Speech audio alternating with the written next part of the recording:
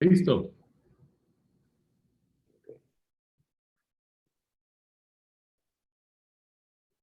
Es un placer para nosotros atender la invitación del doctor Edgardo Chapanit para este encuentro de la Fiat y Cardiolatina en el marco del Congreso Argentino de Cardiología. En la subsiguiente hora y 30 minutos vamos a disertar sobre la importancia de las imágenes cardíacas relacionadas con algunos tópicos de arritmias cardíacas. En el día de hoy nos acompaña la doctora Suilma Vázquez del Instituto Nacional de Nutrición de Ciudad de México para conversarnos sobre cierre percutáneo de orejuela izquierda. El doctor Javier López Hospiz de la Clínica Indisa de Santiago de Chile y la Clínica Vespucio, es coordinador de resonancia magnética de ambas clínicas, que nos hablará sobre la utilidad del reset tardío en miocardiopatía isquémica y no isquémica. El doctor Jaime Rodríguez, de la Fundación Cardiovascular de Colombia, es presidente de la Sociedad Venezolana Colombiana de Cardiología y presidente electo de la Sociedad Colombiana de Cardiología, que nos conversará de la A hasta la Z, la ecografía, en la hipertensión pulmonar. Este servidor que hablará sobre prolapso valvular maligno, mitral. Y por último, la doctora Agostina Esiancalapore, del Instituto Cardiovascular de Buenos Aires, quien conversará sobre la resincronización cardíaca y las imágenes cardíacas. Sin más, quiero darle la palabra a la doctora Suilma Vázquez para que comience su disertación sobre el uso de las imágenes cardíacas en el cierre percutáneo de la orejuela izquierda.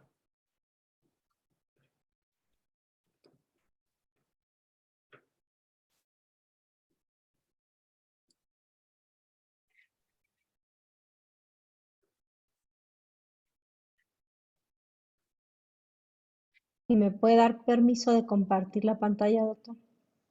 Sí, bueno.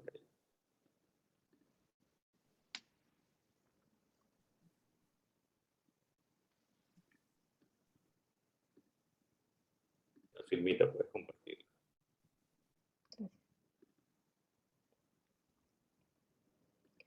Bueno, muy buenos días a todos. La verdad que es un honor estar aquí en esta mesa con el doctor Pedro Graciano y todos los ponentes distinguidos. Quiero dar las gracias por la invitación a este Congreso Argentino de Arritmias, a este Cardiolatina o Comunidad Iberoamericana de Cardiología. Yo voy a hablar con ustedes algunos trucos y tips en el cierre de la orejuela izquierda. Este es mi contenido. Voy a hablar una breve introducción y hablaré de la importancia del papel de las imágenes previo al procedimiento, evaluar cuándo el paciente es buen candidato, el papel de la imagen durante el procedimiento, complicaciones y finalmente algunos mensajes finales.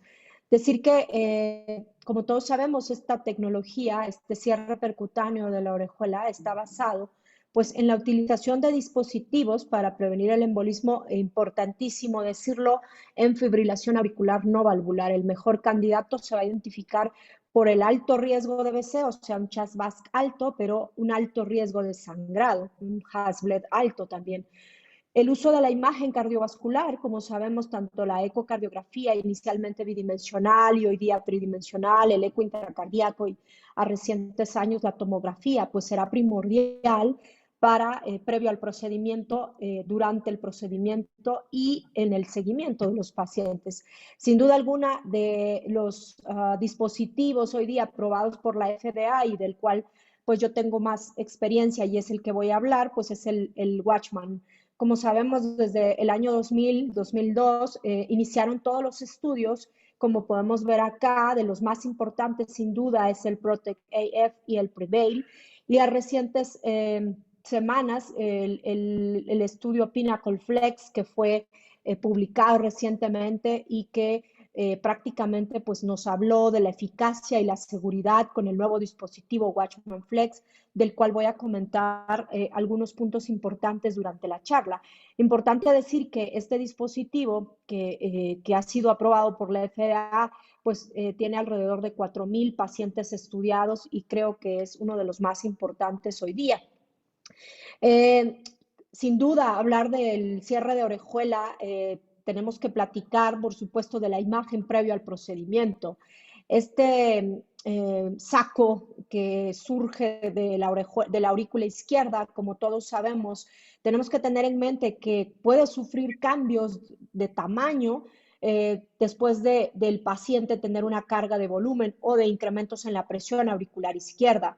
Y es importante y relevante decirlo, dado que una vez que estamos en sala de hemodinámica, quizás hay que volver a medir previo al procedimiento y verificar las condiciones de volumen del paciente, aunque yo he de decir que en la práctica diaria, cuando volvemos a medir después de 500 a 1 litro de carga, que por ejemplo pacientes añosos quizás no lo toleren tanto, 1 litro por ejemplo muchas veces no lo tolera el paciente, pero la variabilidad en cuanto al diámetro se ha visto alrededor de 2 o 4 milímetros más después de esta carga de volumen. Hay 3 importantes segmentos de la orejuela que tenemos que tener en mente, que son el orificio de entrada a la misma, que viene siendo la región ostial, la región señalada por este círculo, que viene siendo la región del cuello, y finalmente la región lobar. Importante para todos los dispositivos saber evaluarla bien, y las colindancias anatómicas que ahora voy a comentar. Aquí vemos en la línea punteada amarilla la región ostial, en la línea punteada roja la región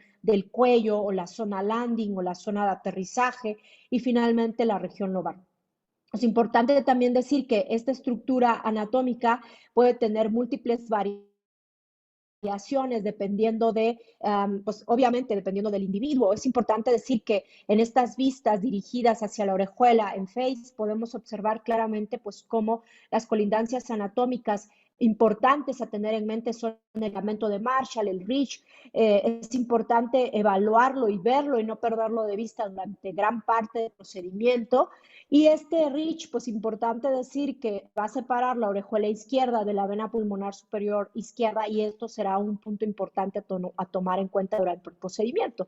El otro punto importante pues es la distancia que hay entre el ostium de la misma con la valva anterior de la mitral, que vendría siendo la región vestibular. Hay anatomías complejas de la orejuela, donde finalmente hay que tener en mente caracterizarla perfecto, porque quizás puede ser candidato, y eso depender de que el paciente sea candidato a uno o a otro dispositivo. Y finalmente la colindancia con la arteria circunfleja. Esto es bien importante tener en mente antes del procedimiento. Otro concepto importante también y que ya es conocido desde hace muchos años fue el que acuñó el DiBiase y colaboradores en 2012 acerca de la morfología de la orejuela. Decir importantemente que mediante los métodos que utilizamos en la práctica rutinaria, que es del eco bidimensional, pues es difícil que nos podamos aproximar con certeza si la anatomía es demasiado compleja. Aquí estamos viendo imágenes tomográficas de la orejuela, donde, como sabemos, entre mayor lóbulos tenga, pues, por ejemplo, aquí estamos viendo la anatomía en coliflor, que tiene una tasa de probabilidad de cardioembolismo muchísimo más alta que, por ejemplo, la anatomía en ala de pollo. Importante decir que también hay otras consideraciones morfológicas de complejidad para el procedimiento, como son, quizás pensábamos que el ala de pollo no tiene tanta complejidad, y creo que es importante tener en mente el ángulo que tiene el lóbulo mayor o el codo, digamos, que hace el lóbulo mayor con respecto a la región ostial. Si este ángulo es arriba de 130 grados, esto va a tener complejidad en cuanto a la zona de aterrizaje del dispositivo. El otro concepto importante es cuando hay dos lóbulos grandes separados por un gran borde central y estos están cerca de la zona del Ridge, porque definitivamente habrá que ocluirlos con un dispositivo externo, en este caso con el dispositivo Amulet. Cuando hay orejuelas que terminan en punta de cono o en punta de lápiz, también la fuerza radial que tiene el dispositivo en esta región anatómica es mucho mayor y la posibilidad de compresión en esta zona pues es mucho menor. El otro punto importante es lo que ya he dicho, que hay distintos tipos de orejuela. El tipo 3, por ejemplo, pues es cuando estamos viendo la proximidad anatómica entre el ostium con la valva anterior de la mitral, es decir, que la región vestibular o la región del limbo es muy corta, muy baja, y esto hace que anatómicamente sea una orejuela difícil de cerrar, por ejemplo, en este caso, con un dispositivo Amulet. Distintas morfologías en un solo paciente, esto es lo que acabé de decir, que es difícil por eco bidimensional, porque aquí estamos viendo un mismo paciente a 0, 45 y 135 y vemos claramente cómo en el mismo paciente podemos tener distintas morfologías. Por tanto, siempre será importante cuando yo veo más de uno o dos lóbulos quizás ir a la tomografía para tener mayor certeza de la anatomía de esa orejuela. Otro concepto importante, pues, es lo que ya dije, que tenemos que utilizar diferentes vistas para poder caracterizar mejor esta estructura que muchas veces es compleja. Decir que sin duda el ostium de la orejuela es como el anillo aórtico, muy similar al anillo aórtico, en donde pues siempre habrá un diámetro mayor. Es difícil encontrar orejuelas con diámetros similares en tanto el diámetro coronal como sagital, y esto va a ser evidentemente que tengamos que utilizar varias proyecciones, que son estas proyecciones que voy a mostrar a continuación.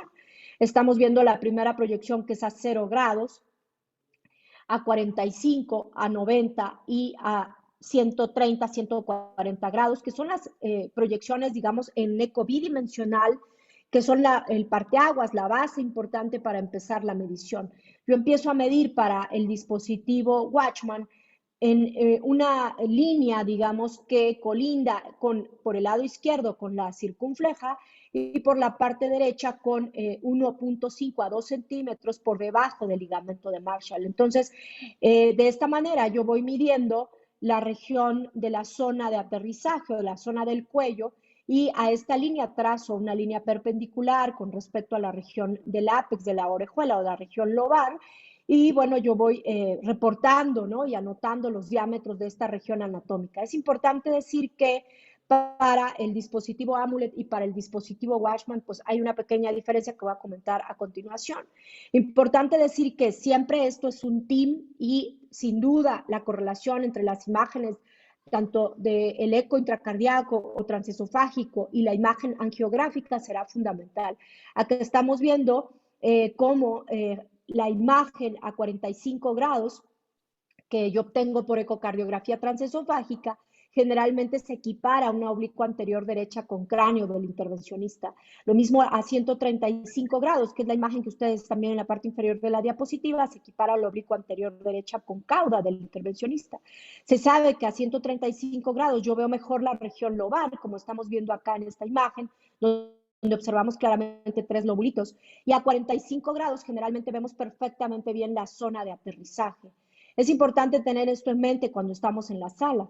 Lo que acabo de decir en cuanto a las mediciones del Watchman con respecto al Amulet, ya dije que el Watchman medimos en una línea que intersecta la circunfleja por un lado y de 1.5 a 2 centímetros por debajo del Rich. Esto va a variar dependiendo de las condiciones anatómicas de cada paciente, porque habrá pacientes que tengan un Rich muy prominente, donde quizás necesito medir un poco más abajo. Esto va a depender dependiendo de los pacientes. Bueno, y aquí tenemos del lado derecho las mediciones del Amulet, donde en realidad tengo que trazar una línea que intersecta desde el orificio de la circunfleja hasta la zona más, digamos, prácticamente en la zona del Rich, ¿no?, que estamos viendo aquí claramente en la imagen. Y de aquí 12 milímetros hacia abajo trazamos otra línea, que sería la línea, digamos, tentativa del diámetro interno, donde quedará el disco interno del Amulet. Aquí estamos viendo un paciente, un ejemplo de cómo lo hacemos en el día a día. Tenemos un paciente donde medimos en las 4 proyecciones los diferentes diámetros, ¿no? En este caso se iba a implantar un dispositivo Watchman Flex, y estamos viendo cómo realizamos las mediciones y vemos cuál de las 4 generalmente me da el diámetro mayor. En este caso me está dando 23 milímetros de diámetro máximo. Siempre decir que hoy día con la nueva tecnología, por ejemplo, los métodos de transiluminación, pues puedo ver mejor quizás la región ostial, la región de los pectíneos, etcétera.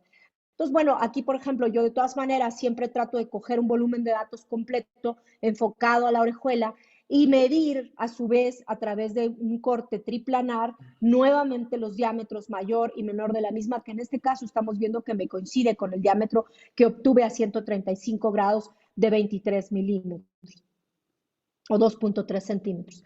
La tomografía está ganando un terreno impresionante en este dispositivo, en estos dispositivos.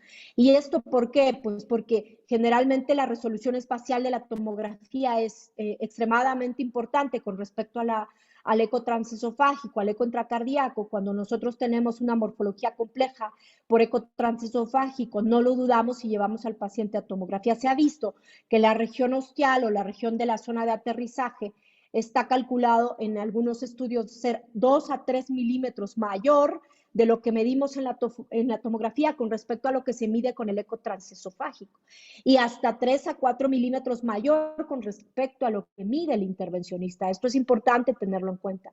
El siguiente punto importante es evaluar si el paciente es candidato. Hoy día ya contamos con distintos tipos de dispositivo. En realidad, creemos que el dispositivo Watchman 2.5 va a dejar de producirse en los próximos meses, dado que la llegada de este nuevo dispositivo Flex, como su nombre lo dice, la mayor flexibilidad del mismo, la menor cantidad de metal expuesto a través de la cubierta externa de nitinol, hace que la posibilidad de complicaciones asociadas y que estaban presentes hasta en un 5% de los casos en el estudio Prevail, hoy día se están reduciendo en el Pinnacle Flex, como vamos a ver.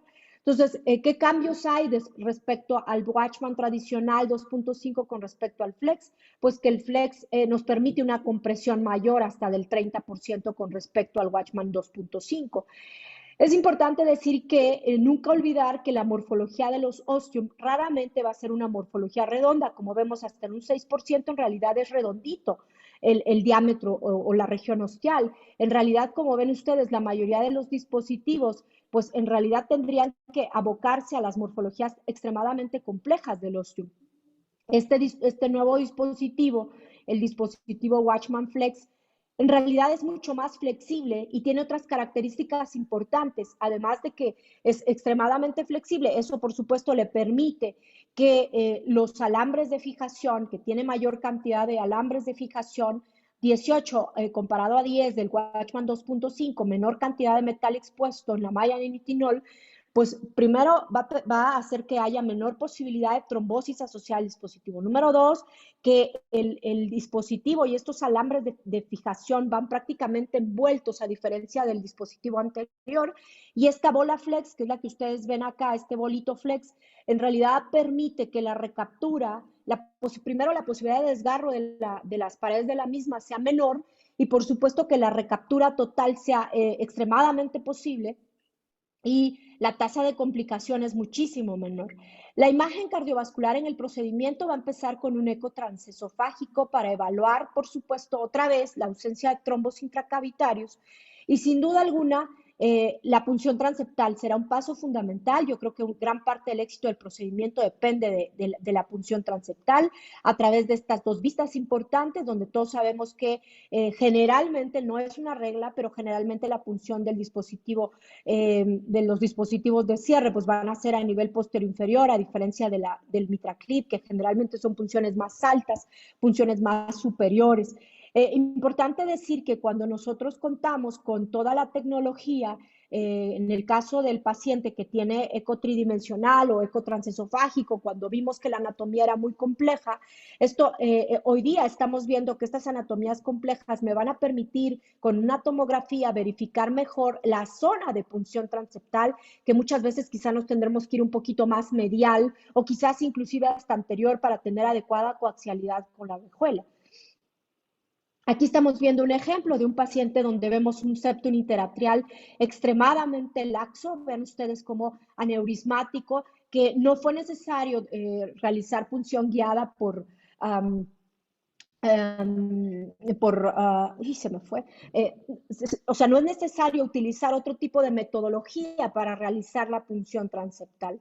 En el caso de este paciente se realizó una punción transeptal segura. Importante decir que nunca debemos de perder de vista el borde más posterior del septum interatrial, dado que cuando muchas veces dejamos de verlo, la posibilidad de que el catéter de punción esté abocado en esta región anatómica más posterior, pues es muy alto y el porcentaje de perforación de la aurícula pues es muy alto. Entonces, tener en mente que es importante nunca perder de vista el catéter de punción. Una vez que el catéter de punción ha ingresado a la aurícula izquierda, lo mismo, tenemos que hacer un rastreo a través de la misma para evitar complicaciones y siempre nunca dejar de verlo en la aurícula izquierda, como estamos viendo en la imagen. Después, el siguiente paso que yo creo que es muy importante y donde nosotros tenemos que tener en mente que no hay que perder de vista el catéter es cuando se hace el intercambio de guías en la vena pulmonar superior izquierda. Aquí estamos viendo diferentes imágenes donde ya se ha abocado el catéter en la vena pulmonar superior izquierda. Lo corroboramos por ecocardiografía, tanto en eje biplanar o explain y por eco tridimensional. Podemos evaluar perfectamente y asegurarnos que el pigtail está perfectamente abocado en la vena pulmonar izquierda. Es importante decir que no debemos permitir, a menos que haya alguna complicación para acceder a la vena pulmonar superior izquierda, que se haga el intercambio en la orejuela. ¿Esto por qué? Por lo que ya platicamos al inicio, las paredes tan delgadas de la misma pueden perforar o lacerar la orejuela y entonces condicionar derrame pericárdico. Una vez que ya se ha hecho el intercambio, se ingresa la camisa abocada hacia la orejuela. Aquí estamos viendo la camisa prácticamente abocada en la región ostial de la orejuela. Y después, simple y sencillamente, pues viene la liberación del dispositivo. No se puede liberar un dispositivo si no realizamos esta mnemotecnia, y esto no cambió para el dispositivo Watchman Flex. Tenemos que verificar por ecocardiografía la posición correcta del dispositivo. Ahora se agrega con el dispositivo Watchman Flex, nunca perder de vista la bola Flex. Es importante decir que la bola Flex permite evaluar el dispositivo tanto por imagen angiográfica como por imagen ecocardiográfica. Y después, bueno, obviamente la maniobra de Tuck Test. Antes de realizar la maniobra de Tuck Test, generalmente nosotros, o la maniobra en donde el intervencionista tracciona ligeramente el dispositivo para ver qué tanto anclaje tiene el mismo, y posteriormente viene la compresión, o sea, hay que medir de hombro a hombro, el borde externo al borde externo del dispositivo, y si este generalmente tiene alrededor de un 30 de compresión, decimos que estamos en lo correcto. Colocamos Doppler color, bajamos la escala del color para evaluar que no haya fuga peridispositivo y se puede proceder a la liberación. Aquí estamos midiendo en este paciente de hombro a hombro cuánto mide el dispositivo. Si yo dije que tenía, por ejemplo, 23 milímetros de diámetro máximo y calculamos que íbamos a colocar un dispositivo 27 milímetros, yo tendría que verificar con una regla de 3 simple qué porcentaje de compresión tiene que quedar del dispositivo. Si yo quiero 30% de compresión, tendría que buscar, por ejemplo, 23, 24 milímetros, que fue el diámetro original de la orejuela antes de la liberación. Importante decir que con el nuevo dispositivo, una cosa importante es la seguridad. Entonces decíamos que esto jamás lo podían hacer con el dispositivo 2.5. Vean cómo los alambres de fijación van prácticamente todos juntos como en una esfera, y esta esfera pues mantiene de alguna manera mayor flexibilidad a la hora de liberar, y por supuesto esto hace que los alambres no vayan, digamos, todos de alguna manera externos, y esto presione las paredes de la aurícula izquierda y haya posibilidad de perforación. En el estudio Pinnacle Flex, la tasa de complicaciones fue prácticamente el 0% con respecto al derrame pericárdico.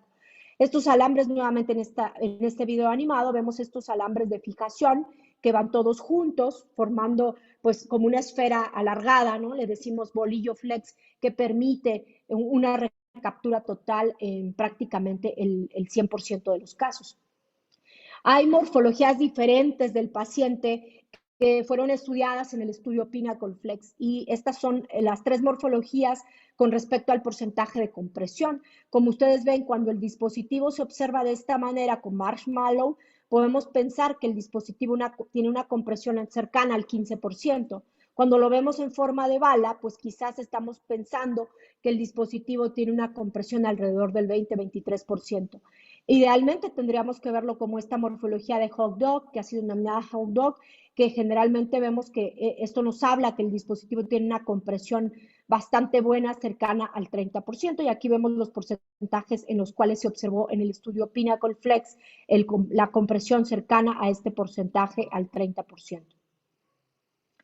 Finalmente, las complicaciones asociadas al procedimiento, una vez que ya estamos corroborando que el dispositivo tiene todos los pasos de la maniobra PAS, pues se procede a la liberación del dispositivo. Estos son ecos transesofágicos que de frente al dispositivo previo a prácticamente ya la liberación. Aquí estamos viendo cómo obviamente el eco transesofágico, una vez que liberar el dispositivo, será fundamental.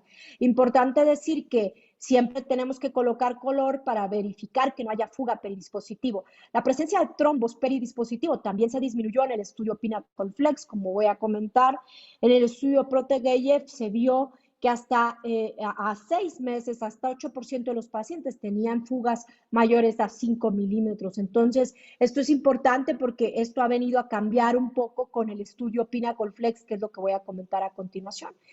El porcentaje de derrame pericárdico, por supuesto, aquí estamos viendo, vean cómo se observa claramente cómo se aturde la aurícula, la orejuela, después de que sin duda pues quizás ha habido un desgarro de la misma. Entonces el porcentaje de complicaciones, aquí estábamos viendo la era previa a este estudio del 2015, donde pueden ver cómo el dispositivo se suelta, lo buscamos en el 4 cámaras, lo buscamos en el 5 cámaras, vemos que desaparece, bueno, el dispositivo se fue a la aorta abdominal y tuvo que entrar el área de vascular periférico del instituto para sacarlo, ¿no? Entonces, afortunadamente con estos nuevos dispositivos, la tasa de éxito del procedimiento es cercana al 100%, comparativamente con el estudio PROTEGEF, que vean ustedes tenía hasta un 10% de complicaciones. Entonces, bueno, como conclusiones quiero decir que este procedimiento es un método no farmacológico que ha sido aceptado ya por la FDA para prevenir tromboembolismo en pacientes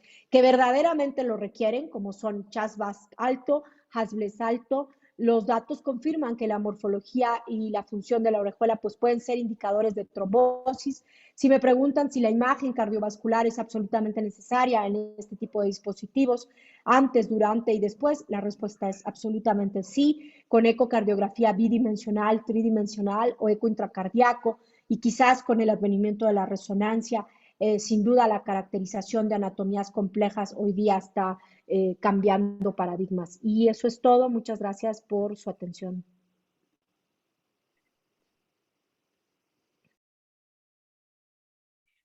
Gracias, Wilma, por la excelente conferencia.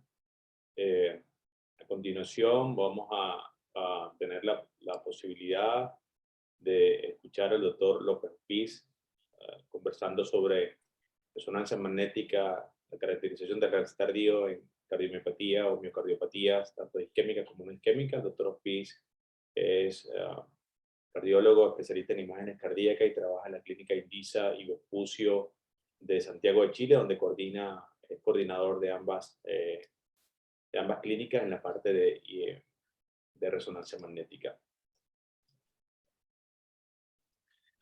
Bien, a ver, voy a compartir pantalla.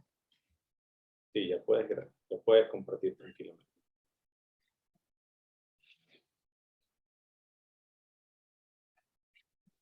Dime ahí si está funcionando. Perfecto. Bien, perfecto, muy bien.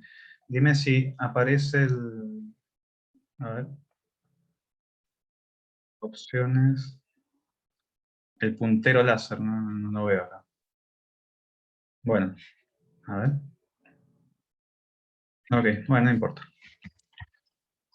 Volvemos a ver. Bueno, listo. Muy buenas tardes.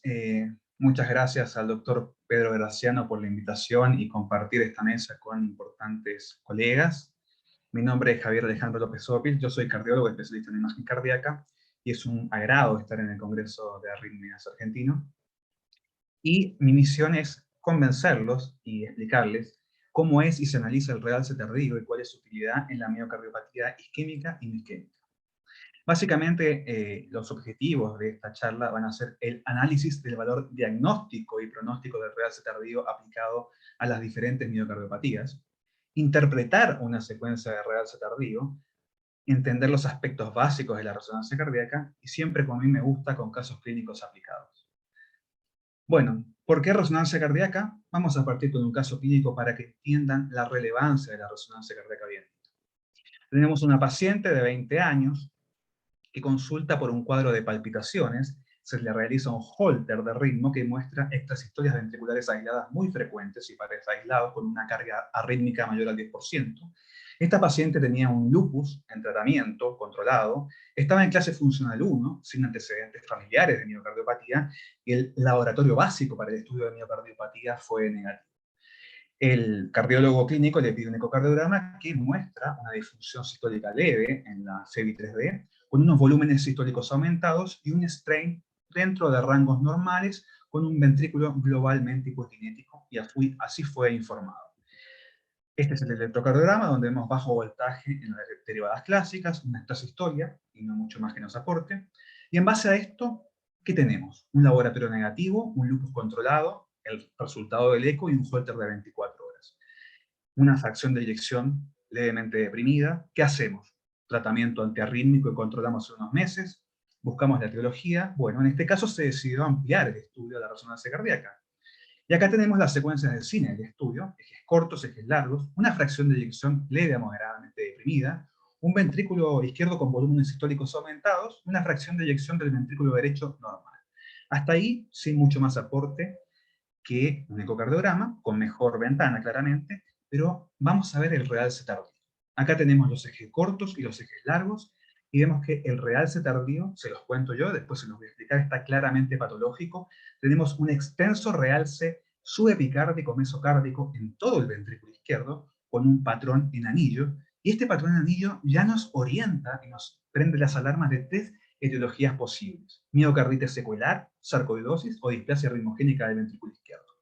La verdad que acá tenemos que pensar, ¿no? Miocarditis secuelar en una paciente con ese grado de compromiso, es raro que no haya tenido ningún episodio clínico asociado. Sarcoidosis es un joker. Siempre todo puede ser sarcoidosis, por lo menos en Chile la incidencia es muy baja, por lo cual queda la sospecha posible de displasia ritmogénica, aunque no existe antecedente familiar.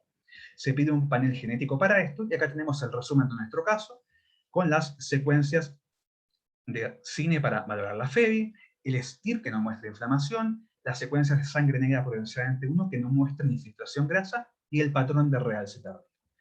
¿Qué dio el estudio genético? Una mutación positiva para el gen de filamina C asociado a displasia ritmogénica del ventrículo izquierdo, y llegamos al diagnóstico de nuestra paciente impensado sin realizar una caracterización tisular. Y esto nos permite orientar al tratamiento claramente. Si ustedes ven, hoy en día la displasia ritmogénica pura del ventrículo izquierdo no está dentro de los scores clásicos, y este estudio por lo menos intenta incluir la resonancia como un elemento predictor y seleccionador de pacientes para DAI. Tenemos los casos en que el estudio sea negativo, a pesar que tenga el diagnóstico de displasia ritmogénica y no requiere DAI. Los pacientes con compromiso izquierdo, que estos tienen un riesgo de eventos a 5 años altísimo, por lo cual es indicación de un implante de un dispositivo. Y después tenemos los pacientes con compromiso aislado del derecho, que según el score de riesgo actual que usamos, que no incluye el ventrículo izquierdo, si este score de riesgo habla de un riesgo a 5 años mayor al 15%, también es indicación de DAI. Pero para que vean la importancia de la resonancia cardíaca, porque sin ella no teníamos básicamente diagnóstico y podíamos haber optado por otras vías de tratamiento. Entonces, volvamos a la resonancia cardíaca. ¿Qué es? Bueno, la resonancia cardíaca básicamente tiene dos funciones principales. Primero, evaluar la función, la morfología, y después, lo más importante, la caracterización tisular. Y para ello contamos con una serie de secuencias básicas. Es un estudio básico de resonancia cardíaca. Secuencias de cine, morfología y función, secuencias de STIR para valorar inflamación, secuencias de T1 potenciadas en sangre negra, T1, morfología e infiltración grasa, secuencias de perfusión para ver cómo se perfunde el miocardio y ver defectos de perfusión o ver trombos básicamente, y la secuencia que nos convoca, el realce tardío.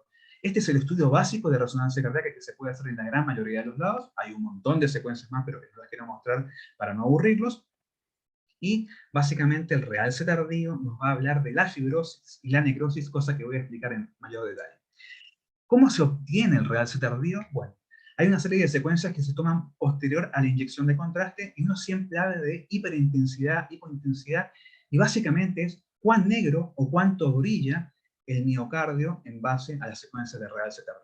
Una vez que se inyecta el contraste, vemos que la intensidad de señal, o sea, cuánto brilla o cuánto no, va cambiando en el transcurso del tiempo. Tenemos las secuencias de perfusión, que nos permiten evaluar un defecto de perfusión, por ejemplo, como en este caso un infarto agudo de miocardio, las secuencias de realce precoz, que son las mismas de realce tardío, pero que se toman precozmente y nos permiten evaluar obstrucción microvascular, y las secuencias de realce tardío, que en el caso de un miocardio sano se va a ver todo negro, porque el realce se lavó, el gadolino se lavó, En el caso de un miocardio patológico, como este infarto antiguo de pared inferolateral, se ve brillante. Brilla respecto al miocardio sano porque el gadolinio se retiene y se evidencia. Y esto básicamente es la cinética del gadolinio y su importancia y cómo nos permite diferenciar un miocardio sano de un miocardio enfermo. Y bueno, en nuestro centro, ¿cómo le decimos a la resonancia la dona de la verdad? ¿Por qué? Por la resolución espacial que tiene. Permite distinguir 1 gramo de miocardio enfermo. Y esto lo vemos en este estudio, donde se usan preparados de anatomía patológica de animales, donde vemos la correlación que existe entre la anatomía patológica y el realce tardío, y la gran diferencia que hay con la scintigrafía cardíaca, que es de 10:1. Y bueno, ¿cómo es la cinética de distribución del realce tardío en cada uno de los estados patológicos? En el miocardio normal existe un escaso volumen de distribución, o sea, el gadolinio se lava en forma precoz, no tiene dónde meterse, por lo cual el miocardio se ve negro. En el infarto agudo de miocardio hay ruptura celular, hay edema, hay inflamación, por lo cual el miocardio se queda con la retención patológica de contraste, y en este caso aparte tenemos una extensa obstrucción microvascular, por lo cual es claramente evidenciable a los 10 minutos, y esto evidencia necrosis más inflamación. Y en el infarto antiguo, es un paciente revascularizado hace 6 meses previo, vemos que existe un amplio volumen de distribución de gadolinio porque existe pura fibrosis y no hay células, por lo cual a los 10 minutos el gadolinio se encuentra pegado al miocardio, o a lo que queda de miocardio, básicamente a la fibrosis, por lo cual emite señal y lo podemos diferenciar claramente del miocardio sano. Pero ¿cómo se llega a esta secuencia? Habitualmente hay una secuencia que se llama T1 loop blocker, que básicamente nos muestra diferentes tiempos de inversión, y yo simplemente elijo cuál es el que más me gusta, que es el que se ve más negro, y después hago lo que se llama el ventaneo, que básicamente es homogeneizar la imagen usando el brillo y el contraste, y esto es muy importante tenerlo en cuenta cuando uno intenta analizar una secuencia, porque si uno no realiza esto, pueden aparecer falsas zonas de fibrosis que en realidad son simplemente artefactos de imagen. Por lo cual, cada vez que yo tengo una imagen sospechosa, hay que corroborarlo en un eje largo para ver si ese realce es realmente verdadero o un artefacto. Siempre tener cuidado con la inserción alta de la banda septomarginal del ventrículo derecho, que puede simular falsos realces intramiocárdicos, y eso básicamente en cómo se eligen las secuencias. Y para que vean un caso, esta es una paciente de 25 años, enfermera joven, que hizo un electro básicamente por jugar en su unidad, y se encontró una necrosis inferior. El eco confirmó algo parecido, y se pide una resonancia cardíaca donde vemos un realce muy tenue en la pared inferior e inferior-lateral, y jugando con los tiempos de inversión, vemos que en el 2 cámaras apenas se nota, pero cuando logramos hacer que la sangre se vea mucho más negra, se evidencia claramente este infarto subendocárdico en una paciente sin clínica previa, asintomática y sana, y vamos a ver qué es lo que nos puede llegar a aportar el realce tardío en estos casos en el valor diagnóstico. ¿Ok? Perfecto. Seguimos adelante. Secuencias de realce tardío existen un montón. Las que más me gustan a mí son los PESIR por su gran resolución que tienen, sin embargo, requieren de cooperación del paciente y amnía. Y cuando el paciente no coopera, generalmente usamos los single shot que pierden resolución espacial, pero por lo menos muchas veces son diagnósticas. Estas eran las habituales que generalmente usamos, pero tiene mucho más cercano los tiempos de inversión para seleccionarlos, por lo cual hay que ser muy preciso en la elección del tiempo de inversión para que el miocardio se vea negro. Particularmente las que más me gustan y las que más uso son los PESIR, y son las que ven acá su gran resolución que permiten ver pequeños realces tardíos subendocárdicos en forma muy precisa. Y esto es muy importante, y esto me interesa que se queden con una sola cosa. Existe una serie de patrones de realce tardío, y lo que me importa es, un realce es isquémico cuando compromete el endocardio. Esto puede ser subendocárdico o transmural, pero es isquémico y obliga a descartar enfermedad coronaria. Caso contrario, bueno, tenemos los realces no isquémicos que no comprometen el endocardio, y ahí tenemos las miocarditis inflamatorias, las infiltrativas, la sarcoidosis, la miocardiopatía hipertrófica, las miocardiopatías dilatadas no isquémicas. Pero lo importante y el concepto es que si compromete el endocardio, ese realce hay que descartar enfermedad isquémica o cardiopatía coronaria. Y bueno, vamos al realce tardío en la cardiopatía coronaria. 2 décadas no son nada. Y la verdad que desde este estudio, que fue hecho hace 20 años y publicado en New England, que es uno de los estudios anclas del realce tardío, se sigue viendo lo mismo. En la cardiopatía isquémica, cuando el realce tardío es mayor al 50% del espesor parietal, la posibilidad de recuperación funcional de esos segmentos, aunque los revascularices, es muy baja.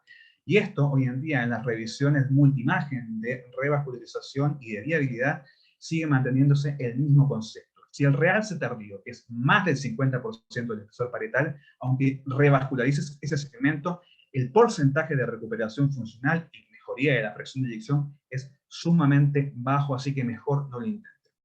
Existen subgrupos donde a veces entre el 50 y el 75% se hace una prueba de estrés con dobutamina cuando el miocardio no se ve adelgazado, y si esa prueba de estrés muestra que hay viabilidad, se procede a la revascularización, pero generalmente son casos excepcionales. Y vamos con un caso para ejemplificar todo lo que les dije. Paciente de 65 años, hipertenso, ingresa por un infarto agudo con supranisnivel de ST anterior extenso. 3 horas de evolución constatada en la ficha y por el paciente, donde se hace la revascularización completa de la descendente anterior. El paciente evoluciona bien, estable. Sin embargo, el ecocardiograma muestra una sospecha de trombo, unas extensas alteraciones segmentarias de motilidad en todo el territorio de la descendente anterior. Se pide la resonancia a las 72 horas. El paciente no cooperaba muy bien para hacer las apneas, pero sin embargo vemos que existe una extensa alteración disquinesia del todo el territorio de la ADA, una fracción de eyección del 30% y volúmenes históricos aumentados. El realce tardío no lo toleraba muy bien, por lo cual usamos estas secuencias que son de menor calidad, pero fueron diagnósticas. Vean, el realce transmural, acá hay, ojo, hay edema más necrosis y una extensa obstrucción microvascular que es de muy mal pronóstico. El paciente fue dado de alta, se realizó un tratamiento médico óptimo. A los 5 meses, el paciente nuevamente experimenta un cuadro de dolor torácico, más un cuadro citopal de segundos de duración. Se ingresa nuevamente, se hace una coronariografía que no muestra lesiones significativas. Durante la hospitalización no hace eventos arrítmicos y se pide una resonancia cardíaca para valorar sustrato arritmogénico. Y vemos que el paciente, en el mismo territorio que antes, se adelgazó. La fracción de eyección sigue igual, no mejoró a pesar del tratamiento médico óptimo y la revascularización, y el ventrículo izquierdo se encuentra absolutamente dilatado, con un realce transmural en todo el territorio de la ADA, que este segmento, esto no está viable, y como vemos, el paciente, a pesar del tratamiento médico óptimo, se implantó un DAI, aunque no se detectaron eventos arrítmicos, pero un paciente que a los 5 meses sigue con una fracción de eyección y es isquémico tiene indicación. ¿Cuál es la importancia de esto? A las 72 horas de hecha la resonancia cardíaca, nosotros pudimos predecir que este paciente, a pesar que estaba revascularizado y a pesar que luego recibió el tratamiento médico óptimo con los fármacos modificadores de la enfermedad, no mejoró y no recuperó función sistólica y quedó con una extensa cicatriz proarrítmica. Esa es la importancia del concepto que se quiere que se llegue. Esto todavía no está incluido en las guías, así que todavía no se puede decir implantar un DAI ni bien post-revascularizados si vemos estos elementos de mal pronóstico, pero hay que tenerlo en cuenta y hay que ver qué pasa en el futuro con esto. Bueno, realce tardío en la miocardiopatía no isquémica. Vamos a partir con la miocardiopatía hipertrófica. Este es el típico realce tardío, mesocárdico en los sitios de unión del ventrículo derecho al septum interventricular de aspecto moteado y mesocárdico, pero las miocardiopatías hipertróficas pueden tener todo tipo de realces, sin embargo este es el más característico. Y esto es el realce tardío en la miocardiopatía hipertrófica, es diagnóstico, cuantificación y pronóstico. Y acá vemos la importancia de la resonancia cardíaca en la miocardiopatía hipertrófica, valorar las fenocopias, el manejo en el caso de la obstrucción dinámica del tracto de salida para valorar tanto el mecanismo como la relación con el aparato subvalvular y la obstrucción del tracto de salida, y marcadores de riesgo de muerte súbita, ya sea la extensión del realce, ya sea la presencia de aneurismas apicales o el grado de grosor de la hipertrofia. Y bueno, acá vemos, muy importante, miren por ejemplo este caso, 46 años, hipertrofia severa asimétrica del ventrículo izquierdo, hipertrofia papilar, obstrucción dinámica del tracto de salida.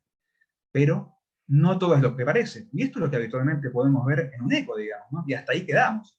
Entonces, ¿qué pasa con la caracterización tisular? Vemos el realce, que si bien tiene realce en los puntos de inserción, sobre todo superior, vemos que el realce más marcado se encuentra en la pared inferoadreal, mesocárdico, y esto no es característico de una miocardiopatía hipertrófica, y el sitio de mayor engrosamiento tiene poco realce.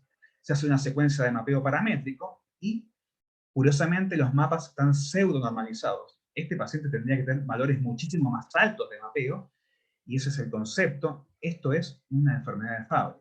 Y ahora les cuento que el paciente se encontraba hace 2 años en tratamiento de sustitución hormonal y lo derivan porque realmente veían que la hipertrofia no había regresado a pesar de un tratamiento médico óptimo de sustitución hormonal, y lo que se ve es que el Fabry, si uno parte en forma tardía y avanzada y la miocardiopatía está desarrollada, no revierte. Pero para que vean que fenotípicamente una cosa puede parecer algo, pero termina siendo otra, y la caracterización tisular es la que termina orientando a los tipos de diagnóstico. Y bueno, muerte súbita en la miocardiopatía hipertrófica. Aquí nos aporta la resonancia cardíaca la extensión de realce mayor al 15%, estas son las guías de Circulation del 2020, la presencia de aneurismas apicales y el grosor parietal mayor a 30 milímetros o 28 milímetros en casos seleccionados que nos permiten definir qué paciente es mejor candidato a DAI que otro. Pero, ¿cómo se toma, cómo se mide el realce tardío? Bueno, habitualmente se toma una zona normal y se mide cuántos desvíos estándar hay versus la zona patológica. Nosotros usamos habitualmente 5 desvíos estándar. En esta paciente joven, miren, 17 años, con una cicatriz del 24% y con antecedentes familiares de miocardiopatía hipertrófica. Pero, ¿cuál es el valor de corte para esto? Bueno, es muy importante saber que cada software, cada secuencia, no están estandarizados, por lo cual tienen que saber básicamente qué software y qué estandarización están usando en su centro para saber qué realce realmente es patológico y cuál es el valor de corte que están usando para medir. El valor de corte que tiene un R mejor es de casi de 0.8 en comparación con la anatomía patológica, es cuando uno utiliza 5 desvíos estándar. ¿5 desvíos estándar de qué? Entre el miocardio sano y el miocardio patológico con realce. Y bueno, vamos a unos ejemplos. Extensión del realce tardío, 0. Extensión del realce tardío, 6%. Extensión del realce tardío, 25%. Pero, ¿cuál es el valor que nos importa desde el punto de vista clínico? Bueno, acá tenemos un metaanálisis de 4 estudios que encontró que básicamente la masa con realce mayor al 15% es la que predice eventos cardiovasculares y en especial muerte súbita, y que esto tiene que ser un elemento para tener en cuenta como factor pronóstico y a la hora de decidir de un implante de dispositivo cardiodesfibrilador. Pero sin embargo, en este año, 2021, aparece un estudio que ahora habla de que el 5% es un valor representativo. Se incluyeron 220 pacientes con un seguimiento a 10 años para valorar muerte súbita cardíaca en relación a la extensión del realce tardío, y las conclusiones fueron que el valor de 5% era el número mágico y que eso dividía la curva entre los pacientes que andaban bien y andaban mal, y que el realce tardío era un predictor independiente del riesgo de muerte súbita a pesar de otras variables encontradas. Aneurisma apical, otro elemento a valorar en la resonancia cardíaca. Tenemos 3 casos, una miocardiopatía hipertrófica apical, que son la mayoría, sin aneurisma, la presencia de bolsillos, que estos son como los precursores de los aneurismas, y los aneurismas en sí. En este estudio básicamente se valoró que de todo, hecho por Maron, una persona que estudia muchísimo resonancia y miocardiopatía hipertrófica, que en el 4.8% de todo este estudio, que eran como casi 2.000 pacientes, era la incidencia de aneurisma apical, que muchas veces no se ve en el eco, especialmente en los que son chicos, y que la incidencia de eventos era casi el triple cuando existía aneurisma versus la no existencia del mismo. No había mucha relación entre los eventos y el tamaño del aneurisma. Y eso lo podemos ver acá, los realces, no había realce casi acá, y acá vemos el realce extenso de todo el aneurisma, y que estos son los complicados, estos son los que hay que buscar, y estos son los que son elementos pronósticos. Acá vemos cuál es el algoritmo de manejo de los aneurismas. Básicamente estos pacientes tienen que ir a un implante de DAI, y si siguen haciendo taquicardias ventriculares tienen que ir a ablación y anticoagularlos. Y acá vemos básicamente otro estudio que muestra lo mismo. ¿Cuáles son los endpoints a seguimiento a largo plazo? Muerte cardíaca súbita, taquicardia ventricular, falla cardíaca y eventos embólicos. Claramente los de peor pronóstico son los pacientes con aneurisma, más presencia de realce tardío, en los que el pronóstico a largo plazo empeora, y esos pacientes hay que diagnosticarlos, seguirlos y tratarlos. Miocardiopatía dilatada no isquémica. Paciente de 65 años, fracción de eyección del 21%, derivada básicamente para estudio, y vemos que en el realce tardío se ve una pequeña estría muy sutil, muy difícil de ver muchas veces, la secuencia tiene que salir bien para verlas, y esto es un elemento diagnóstico y pronóstico. Muchas veces en el realce tardío post-gadolíneo, lo usamos bastante, se ve la pequeña estría, por lo cual en la secuencia simplemente vamos a confirmarlo. Sin embargo, para que vean que los realces se pueden mezclar, esta paciente aparte tenía un realce isquémico con un trombo apical. La paciente se hizo una coronarografía que fue normal, y esto simplemente es un epifenómeno asociado, no tiene mucho que ver con la isquemia en sí, probablemente hizo un miocardio la paciente. Tenemos otro paciente, una fracción de eyección del 8%, 55 años, miocardiopatía dilatada en estudio, en la cual vemos que no hay realce, simplemente hay realce en los puntos de inserción, y que este es un elemento habitual en las miocardiopatías dilatadas de la larga data o en las sobrecargas crónicas de volumen y de presión, pero que no tiene ni un aspecto específico, ni tampoco un aporte pronóstico. Este paciente aparte tenía un trombo que con la secuencia de realce precoz se valoró perfectamente. Y bueno, básicamente, ¿cuál es la importancia del realce tardío en la miocardiopatía dilatada? Y acá lo podemos ver, este estudio donde se valoraron 870 pacientes con miocardiopatía dilatada, un seguimiento casi a 5 años, y vemos el buen pronóstico que tienen los pacientes que no tienen realce tardío, y el mal pronóstico que empiezan a tener de eventos cardiovasculares y de muerte súbita en general, en relación a la extensión, la localización y el patrón. Claramente los peores, cuanto más extensión, obviamente, más porcentaje de realce, peor es el pronóstico. Cuando el realce es septal y lateral, empeora el riesgo de muerte súbita, y el realce subepicárdico, los múltiples perdones, también hacen un riesgo de muerte súbita mayor, que tenemos que tenerlo en cuenta como elemento pronóstico a la hora de definir qué pacientes van a ir a un implante de dispositivo y cuáles no.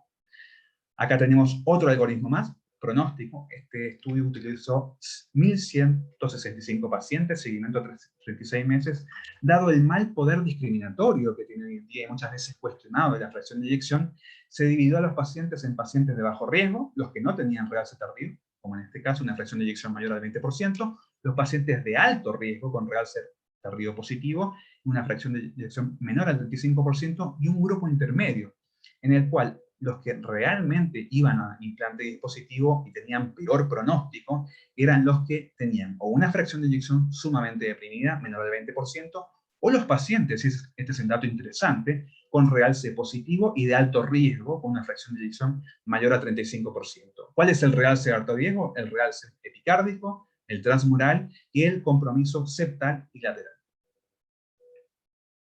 Bueno, para ir terminando, y los conceptos que le quedaron de esta presentación, el realce tardío es un elemento diagnóstico y pronóstico, tanto en la miocardiopatía isquémica como en isquémica. Existen diferentes secuencias de realce tardío, diferentes métodos de cuantificación que deben valorarse y ser conocidos.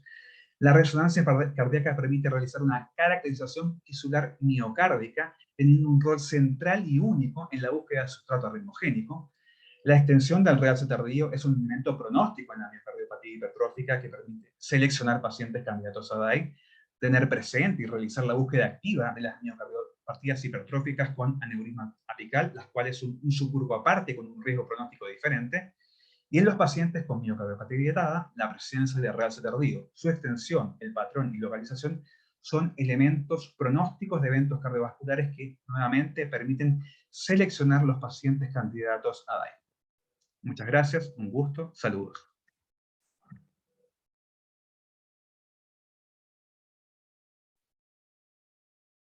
Gracias, Javier, excelente presentación. Si quieres, deja de compartir tu pantalla para... Gracias, muy gentil, muy amable por aceptar nuestra invitación. Excelente presentación.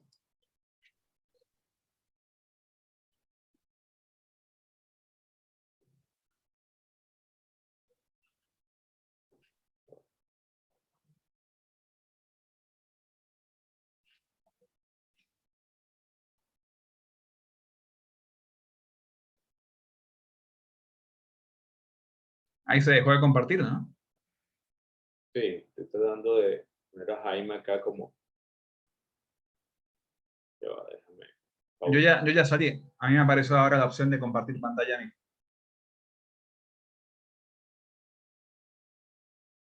Bueno, quiero felicitar al doctor Javier y a su Irma por excelentes presentaciones. Voy a dejar con ustedes al doctor Jaime Rodríguez, especialista en medicina interna, cardiología y ecografía. Forma parte del grupo médico y de cardiología de la Fundación Cardiovascular Colombia. y es presidente electo actual de la Sociedad Colombiana de Cardiología, año 2022-24, y quiero dejarlo con usted, quien va a conversar sobre de la A hasta la Z en la ecografía sobre hipertensión pulmonar. Jaime, bienvenido, muy gentil por aceptar nuestra invitación. Adelante.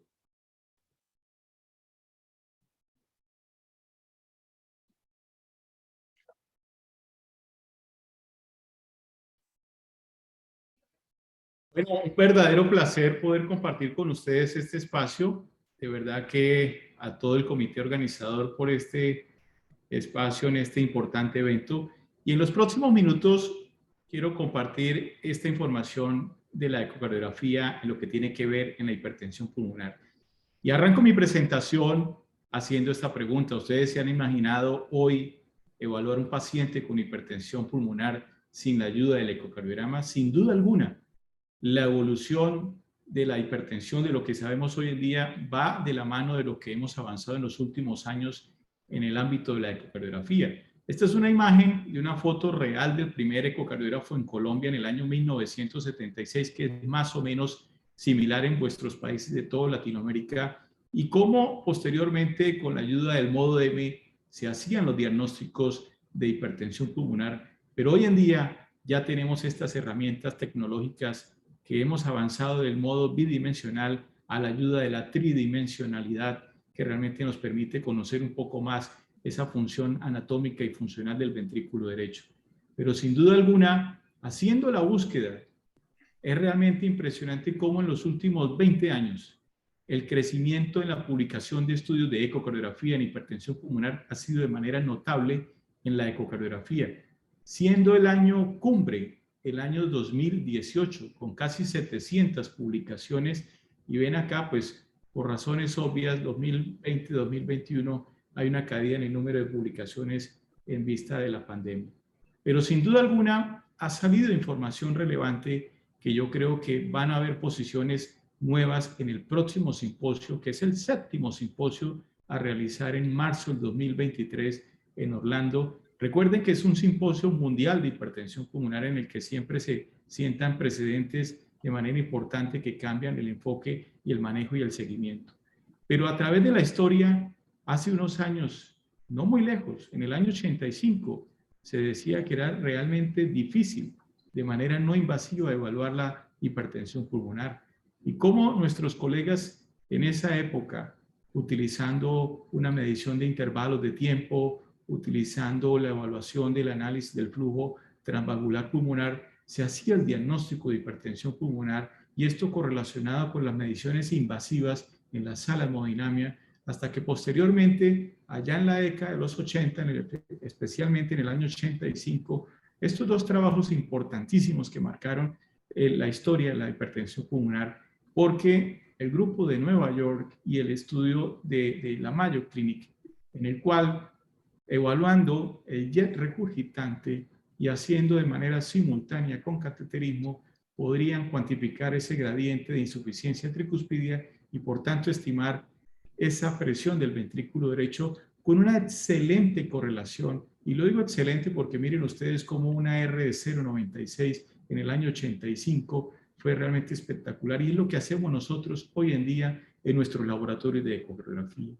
Y hay una situación muy importante que se sigue aplicando hoy, y desde el año 85, como prácticamente un paciente que tiene presión sistólica pulmonar normal tiene muy baja probabilidad de tener insuficiencia tricuspidia, y cómo estos pacientes, a medida que aumentan los valores de presión sistólica pulmonar, realmente vamos a tener una gran proporción de insuficiencia tricuspidia, pero hay un grueso de pacientes en este rango intermedio de presión pulmonar entre los 40 y 50, que uno puede encontrarse incluso sin insuficiencia tricuspidia, y por tanto la ausencia de insuficiencia tricuspidia no excluye la probabilidad de que mi paciente tenga hipertensión pulmonar. Esta diapositiva la traigo siempre porque recuerden que el diagnóstico de hipertensión pulmonar es un diagnóstico en la sala de hemodinamia, es un diagnóstico basado en cateterismo. Nosotros realmente lo que hacemos en las imágenes de ecocardiografía es estimar una probabilidad, pero sin duda alguna estos tres parámetros, que son la presión pulmonar media, la presión en cuña y cómo está la resistencia vascular pulmonar, es lo que nos va a ayudar a caracterizar si mi paciente tiene un comportamiento precapilar o si es un comportamiento aislado postcapilar, o algunos tienen un comportamiento combinado, recordando ustedes que son 5 grupos de hipertensión pulmonar. Pero hay un ítem que vale la pena recordar, que es relativamente nuevo, y es este ítem de la presión pulmonar media de 20 milímetros de mercurio. Este es un concepto que viene del 6º simposio del año 2018. Recuerden que se bajó de 25 a 20 milímetros de mercurio la presión pulmonar media. Pero nosotros, ¿qué hacemos en el eco? Medimos velocidades. Medimos velocidades del jet de la insuficiencia tricuspidia, y a mayor velocidad de ese jet de insuficiencia tricuspidia, sumado a algunos otros signos ecocardiográficos, nosotros vamos a decirle al clínico, les vamos a decir a ustedes cómo es la probabilidad de que mi paciente tenga ecocardiográficamente hipertensión pulmonar en un grado bajo de probabilidad, intermedio o alto. Pero estos grados de probabilidad siempre van unidos a la clínica del paciente, porque en la medida que tengamos ecocardiográficamente baja probabilidad en un paciente que tenga disnea, pues probablemente la causa de la disnea es otra y el enfoque diagnóstico no es por la hipertensión pulmonar. Pero si yo digo en el ecocardiograma que tengo una probabilidad intermedia por lo menos, pues de acá se deriva una herramienta, otras herramientas diagnósticas para poder llegar a la probabilidad de que mi paciente sí tiene hipertensión pulmonar. Pero hay un grupo muy específico de pacientes en los que sí hay que tamizarlos sí o sí, independientemente de la presencia de síntomas, y son estos pacientes que uno se encuentra con esclerosis sistémica, que son asintomáticos, básicamente, especialmente ese grupo de pacientes quienes lleven más de 3 años con la enfermedad, que tengan una dilución de SO2 por debajo del 80%, que ya tengan biomarcadores como el ProBNP incrementados. Estos pacientes debe uno tamizarlos con ecocardiograma por lo menos anualmente en la búsqueda temprana de la enfermedad. Y yo quiero esperar el simposio del año 2023, cuál va a ser la posición si se baja la presión pulmonar media desde el punto de vista de eco, porque nosotros trabajamos con una probabilidad de 2.8 metros sobre segundo, pero eso obligaría entonces que también tengamos que bajar ese gradiente y esa velocidad, que por lo menos puede ser 2.5, 2.6 metros de velocidad. Y en ese trabajo hicieron un análisis retrospectivo de todos los pacientes que habían tenido utilizando el nuevo criterio. Y por lo menos si se bajara el parámetro de la velocidad de la insuficiencia tricuspidia, pues vamos a ganar un poquito de sensibilidad, perdemos especificidad y se nos cae un poco el valor predictivo positivo, y esto probablemente habrá que analizarlo y esperemos qué va a pasar. Esta es una situación muy frecuente porque nosotros siempre vamos a necesitar encontrar un jet de insuficiencia tricuspidia para poder calcular o estimar una probable presión sistólica en arteria pulmonar, y a veces los clínicos de manera frustrante nos dicen, ¿por qué no me reportaron si no hay insuficiencia tricuspidia? Pero a veces la insuficiencia tricuspidia hay que buscarla y uno no se puede quedar solamente con una ventana y hay que hacer una exploración multiventana. Y esto se lo digo yo a todos mis colegas, a todas mis sonografistas, siempre evitar la simplicidad y buscar todas las ventanas, porque en la medida que yo explore la paraesternal, eje corto, el apical modificado, yo voy a poder realmente hacer una aproximación mejor si no encuentro una insuficiencia tricuspidia en el apical de 4 cámaras. Y esto es importante porque generalmente el apical de 4 cámaras es una imagen muy enfocada al ventrículo izquierdo. Y cuando uno quiere encontrar insuficiencia tricuspidia, no así chica, sino en mayor proporción, probablemente tenemos que hacer un apical enfocado o modificado hacia el ventrículo derecho, como lo ven acá, o en esta otra modificada también, en donde se expone muy bien las cavidades derechas, y probablemente yo voy a magnificar o encontrar con mayor proporción insuficiencia tricuspidia. Y en algunas ocasiones nos llaman a cuidado intensivo, tenemos ventanas subóptimas en el apical y parece que la única ventana posible fuera la subcostal, y es una ventana que también tiene utilidad, porque a veces hemos encontrado aquí al menos un jet que nos permita estimar la velocidad del jet de la insuficiencia tricuspidia, pero sobre todo me encanta, siempre se los enseño porque creo que aquí queda uno muy bien posicionado para mirar el flujo transvalvular pulmonar para poder nosotros estimar lo que es el tiempo de aceleración que realmente se acorta en la medida que tengamos hipertensión pulmonar. Y no solamente el tiempo de aceleración se acorta, sino recuerden visualmente siempre mirar el espectro de ese flujo a nivel del tracto de salida, porque si yo veo esto que denominamos nosotros la muesca mesosistólica, y traigo este trabajo muy bonito de los chilenos, de nuestros amigos de Chile, en donde la muesca puede ser no tan mesosistólica, sino que también puede ser más tardía. Y eso parece depender que mientras más temprana sea la muesca, más proximal sea el comportamiento de la hipertensión, y mientras más tardía sea la muesca, puede ser de más vía periférica, más distal. Y cuando uno ve este spike, realmente es aterrador porque estamos ante un paciente que tiene una clara disfunción del ventrículo derecho. Esto es muy importante, tener estos espectros y sobre todo sumado a los signos indirectos de sobrecarga, que son este aplanamiento del tabique interventricular, y en la medida que tenemos disfunción y tenemos más sobrecarga y resistencias elevadas, vamos a ver más signos de sobrecarga. Y a veces, cuando nosotros vemos todos estos signos de sobrecarga y el tiempo cortado y vemos la presión ya incrementada, probablemente estamos llegando tarde a la enfermedad. Porque cuando nosotros encontramos la presión pulmonar elevada en el reposo, más del 50% de la vasculatura pulmonar se ha perdido. Por eso hay algún posicionamiento en que hacer ecocardiografía de ejercicio, por lo menos para detectar tempranamente la presión, hipertensión pulmonar, puede ser una muy buena alternativa, pero realmente hoy todavía no está recomendado. No quiere decir que esté mal hecho. Probablemente no hemos encontrado cuál puede ser el punto o cuál puede ser el método realmente, y haciendo un poquito de recorderis, porque algunos tienen buena memoria, y en el año 2004 utilizamos el criterio en ejercicio de presión pulmonar media de 30 milímetros de mercurio, pero en el año 2008, con el simposio, el cuarto de Dana Point, realmente se eliminó los 30 milímetros de mercurio inducidos con el ejercicio. ¿Pero qué llevó a que se eliminara este criterio en Dana Point?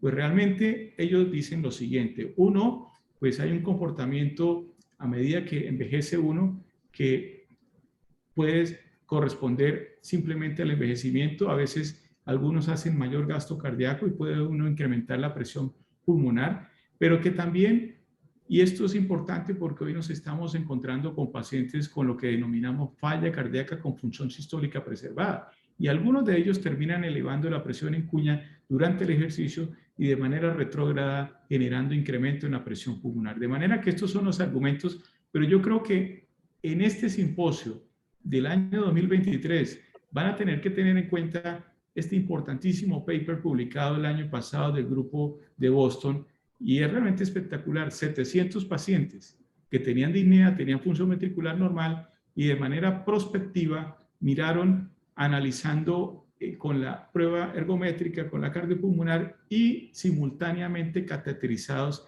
midiendo todo el circuito pulmonar, básicamente midiendo esta pendiente, porque cuando se supera esta pendiente de la presión pulmonar sobre el gasto cardíaco, más de 3 milímetros de mercurio por litro por minuto, probablemente sí estamos hablando de que mi paciente tiene un comportamiento de hipertensión arterial pulmonar inducido con el ejercicio. Entonces compararon los dos grupos, quienes habían tenido por encima de este rango y los que se mantenían por debajo del rango, y realmente quienes están con esta pendiente por encima tienen una sobrevida menor en el siguiente 4, 5 o 6 años de seguimiento. Y por tanto, estos pacientes que tienen en reposo la presión pulmonar elevada, pues tienen una sobrevida menor, un poco mejor la sobrevida en quienes se induce hipertensión con el ejercicio, y obviamente quienes tuvieron la pendiente completamente normal, este grupo de pacientes es el que tiene una mejor sobrevida. Por tanto, nuevamente creo que es un paper a tener en cuenta, en consideración en el próximo simposio. Pero sin duda alguna la ecocardiografía es una herramienta valiosísima, no solamente en la aproximación diagnóstica y establecer probabilidad, sino que también en el seguimiento, y casi todos los trabajos en donde se han evaluado diferentes terapias farmacológicas en hipertensión pulmonar, la ecocardiografía ha sido una herramienta importante en el seguimiento. Ahora tenemos también la resonancia. La resonancia es otra alternativa que ha llegado a posicionarse, pero sin duda alguna todo el andamiaje que tenemos con la ecografía nos permite un seguimiento muy bueno en todos los pacientes. Y hay algo que yo quiero recalcar. En el seguimiento de los pacientes que tienen hipertensión arterial pulmonar, la presión pulmonar no es un objetivo a seguir. Esto hay que tenerlo clarísimo, y casi todos los parámetros a seguir en el paciente que recibe terapia farmacológica están encaminados sobre todo a la evaluación del ventrículo derecho, porque el ventrículo derecho es el que básicamente va a marcar el pronóstico de los pacientes, y esa adaptación que tiene el ventrículo derecho, esa habilidad de adaptarse a esa poscarga incrementada que ofrece el circuito pulmonar, es lo que realmente va a marcar. Y para nosotros, todos los parámetros básicamente están encaminados a ver cómo está sobre todo el tamaño y la función de las cavidades derechas por diferentes parámetros, desde el modo M hasta la utilización del strain que tenemos hoy en día ya también en el ventrículo derecho. Por tanto, el ventrículo derecho, que yo siempre le digo a todos mis amigos, mis colegas, tratemos de pasar de la parte cualitativa a la parte cuantitativa del ventrículo derecho. Yo sé que no es fácil, y cuando uno tiene muchos parámetros o muchos ítems para evaluar, sé que no es fácil, y a veces no todos concuerdan, no todos correlacionan, pero finalmente vas a tener que tener un juicio ecocardiográfico que te lo da la experiencia en la medida que hagas diferentes parámetros, no solamente el TAPSE. Yo creo que hay que ir un poco más allá del TAPSE, y si me preguntan a mí, yo soy amante de la fracción de acortamiento y sé que varios trabajos le están dando mucha preponderancia a la fracción de acortamiento, porque creo que se acerca un poco más a lo que evalúa uno en la resonancia. De manera que estos parámetros de función del ventrículo derecho, que están basados en fracción de acortamiento mayor del 35%, como vemos acá, que es simplemente trazar estos bordes endocárdicos, medir cómo están las velocidades del anillo tricuspidio lateral, mayores de 10 centímetros sobre segundo es el valor normal, y el TAPSE, que es muy sencillo, con una variabilidad interobservador muy mínima, y uno que ha sido realmente abandonado, que me parece importante, pero vale la pena conocerlo, que es mirar cómo está el índice de performance del ventrículo derecho, en este caso con análisis de Doppler tisular. He visto varios informes y a veces se reporta en un ecocardiograma la fracción de eyección del ventrículo derecho. Esto en un eco convencional bidimensional no es posible, sencillamente por la compleja morfología del ventrículo derecho, y la única forma en un ecocardiograma de yo reportar cómo está la función ventricular en términos de fracción de eyección es cuando yo tengo en mi equipo la posibilidad de hacer este análisis con 3D. Realmente yo trazo diferentes puntos de anclaje o referencia del ventrículo derecho, y posteriormente él me va a hacer una reconstrucción muy parecida a lo que puede hacer uno en el resonador, para que finalmente uno vea esto que es la morfología del ventrículo derecho con sus parámetros de función, y realmente nos da una fracción de eyección, nos da los volúmenes del ventrículo derecho, y también nos da los valores del TAPSE, y de esta forma nosotros podemos ver en un eco 3D la verdadera fracción de eyección, pero repito, no en un eco bidimensional normal. Ahora, ¿cada cuánto repetir el eco? Yo creo que un paciente que tiene hipertensión arterial pulmonar debe tener este protocolo. Siempre un eco basal, siempre un eco sí o sí cada 6 o cada 12 meses, y cada 3 o 6 meses después del cambio de una terapia, si tiene una terapia conjugada o tiene una terapia triple. Cada cambio necesita un cambio, un ajuste con el eco a los 3 o 6 meses, y siempre que mi paciente tenga un cambio o deterioro clínico, vamos a tener que hacer un ecocardiograma de seguimiento de control. Van ustedes a escuchar en los últimos años o han escuchado lo que es el término del strain, que en el ventrículo derecho se está posicionando ya también bastante bien y todavía hay un recorrido y no hay ninguna guía todavía para tomar decisiones en terapias de hipertensión pulmonar basadas en el strain, pero quiero compartir con ustedes un par de ítems. Si usted tiene el equipo y está interesado y quiere hacerlo, lo primero es hágalo bien, porque recuerden que la ventana de adquisición es diferente a la del ventrículo izquierdo. Usted debe exponer muy bien la cavidad ventricular derecha para poder hacer el tracking de toda la pared libre del ventrículo derecho y generalmente debe excluirse el tabique interventricular, porque recuerden que el tabique juega un poco más en la mecánica y la contractilidad del ventrículo izquierdo y esto es importante, pero van a encontrarse ustedes con algunos papers donde sí se ha incluido el septum interventricular. Esta imagen debe usted conocer y ver muy bien los sitios de anclaje. Sobre todo este punto es bastante ciego y si usted no lo ha adquirido muy bien porque está fuera del campo, probablemente el análisis de la pared libre te va a quedar con solamente 2 segmentos de los 3. De manera que con uno que no quede en el tracking, probablemente no va a tener una muy buena reproducibilidad. Si usted lo hace el strain, incluyendo el septum interventricular, debe saber que el strain tiene unos valores que son menores y cuando usted hace solamente el strain, que incluye solamente la pared libre del ventrículo derecho, los parámetros de normalidad son mucho mayores en el análisis del strain. Pero ¿qué tenemos de los diferentes trabajos que se han hecho de strain del ventrículo derecho en hipertensión pulmonar? Pues fíjense que no es tan fácil. Esto es en diferentes trabajos y casi hasta un 13% de las imágenes no son de calidad para hacer el análisis. De manera que en la vida real probablemente estemos por encima del 20%, diría yo, que a veces las imágenes no son adecuadas para hacer un correcto análisis del strain del ventrículo derecho.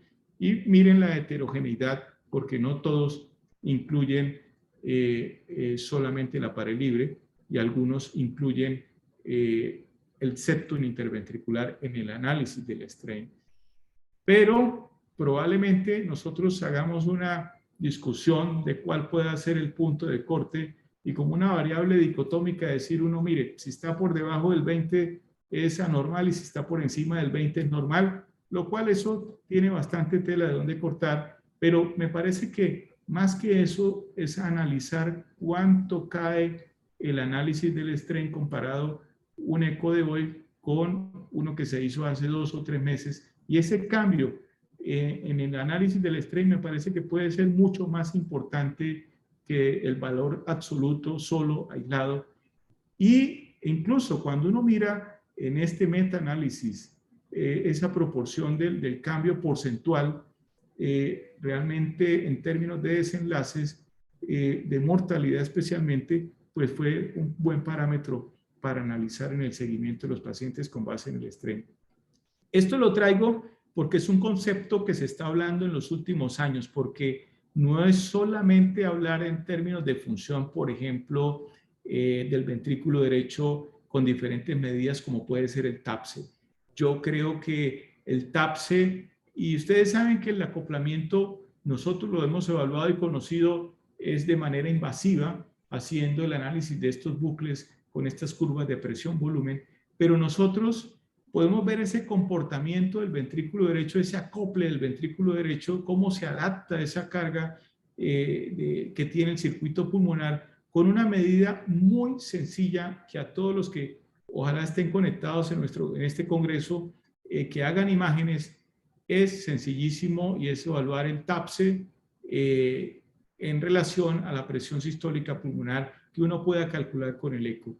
Porque cómo se comporta el TAPSE a diferentes cargas de presión, pues uno ve que realmente hay una relación inversa entre el aumento de la presión pulmonar y cae el índice realmente. Y en la medida que cae la función ventricular derecha, igualmente reduce el índice. Y esto lo podemos medir muy fácil. Y este es un número mágico para que ustedes se lo aprendan, que realmente por debajo de 0.25, miren cómo las curvas prácticamente están separadas del principio cuando uno tiene esta relación por debajo de 0.25, como ven en la curva azul, en términos de mortalidad. Esto puede jugar bastante. Esto es lo que podemos nosotros en el ECO analizar el tema del acoplamiento, y hay otros aspectos en el seguimiento que van un poco más allá del strain también, que yo creo que el auge del intervencionismo está colocando los ojos allá, y me refiero a la insuficiencia tricuspidia en los pacientes que tienen hipertensión pulmonar, porque este trabajo nos mostró con más de 500 pacientes de hipertensos del grupo 1 que no tenían indicación de intervención de la válvula tricuspidia, y miraron esos pacientes que progresaba la insuficiencia tricuspidia, otros que tenían un comportamiento totalmente estable de la insuficiencia tricuspidia, y otros que progresaron tremendamente la insuficiencia a grados masivos o torrenciales. ¿Y qué pasó con este grupo de pacientes? Que aquellos pacientes con hipertensión pulmonar en donde la insuficiencia tricuspidia progresa en el tiempo, es un predictor importantísimo de todas las causas de mortalidad, y es entendible. Parece que claudica mucho más el ventrículo derecho por razones obvias con estas insuficiencias tricuspidia, y en términos, aquí lo ven, de mortalidad en las curvas, como el paciente que está en la curva verde, que progresa en la insuficiencia tricuspidia, pues este paciente tiene una menor sobrevida en los próximos 2 o 3 años. ¿A qué los quiero llevar con esto? Pues que se está interviniendo percutáneamente y esto es un registro importantísimo publicado recientemente, es el más grande, de colocar intervención percutánea sobre la tricúspide con los dispositivos que se utilizan para válvula mitral. Más de 23 centros, más de 300 pacientes. Y la idea era implantar este dispositivos o estos sobre la válvula tricuspidia, y vemos cómo estos pacientes con insuficiencia tricuspidia, con hipertensión pulmonar, hubo una mejoría notable en la clase funcional. Muchos más pacientes quedaron en clase funcional 2 y muchos de 4 pasaron a 3.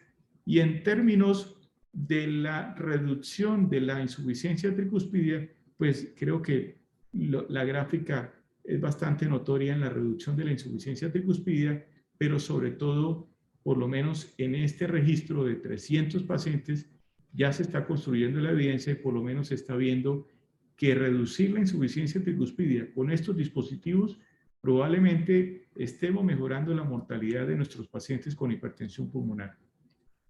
Esta gráfica, yo sé que todos probablemente están familiarizados, como en el seguimiento 1 de los pacientes con hipertensión pulmonar, no solamente los criterios de seguimiento están basados en el ECO, que nos diga que mi paciente tiene un bajo riesgo de mortalidad por debajo del 5%, o este semáforo ya en amarillo que esté en un rango intermedio, o el que está en semáforo rojo, que tiene una probabilidad de muerte a un año mayor del 10%.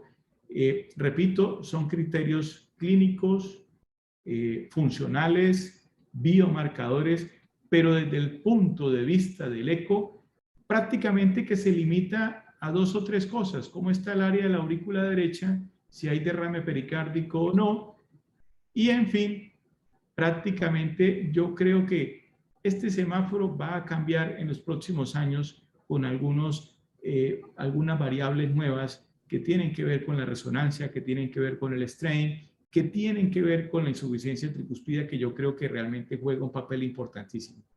Como conclusión, yo creo que la ecocardiografía en hipertensión pulmonar está en todos los escenarios. Está en el screening, en el tamizaje, está en la aproximación diagnóstica. Incluso el ecocardiograma es una herramienta fabulosa porque va a permitir ubicar uno en qué paciente se encuentra, en qué grupo, 1, 2, 3, 4 o 5 de hipertensión pulmonar, y el seguimiento, el ecocardiograma está involucrado, y sobre todo establecer pronóstico.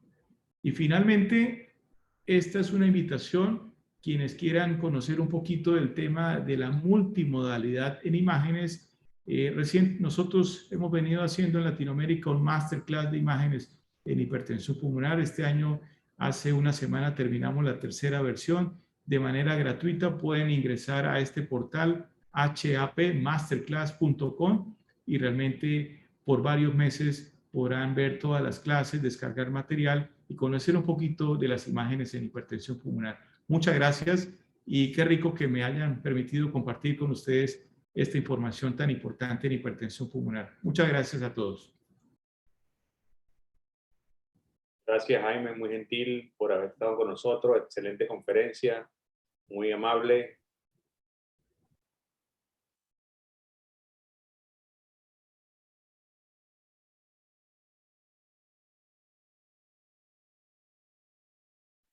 Quiero volver a agradecer a Edgardo Chapanit, presidente de la FIAI y de Cardiolatina, por la invitación para acompañarlos en este prestigioso congreso.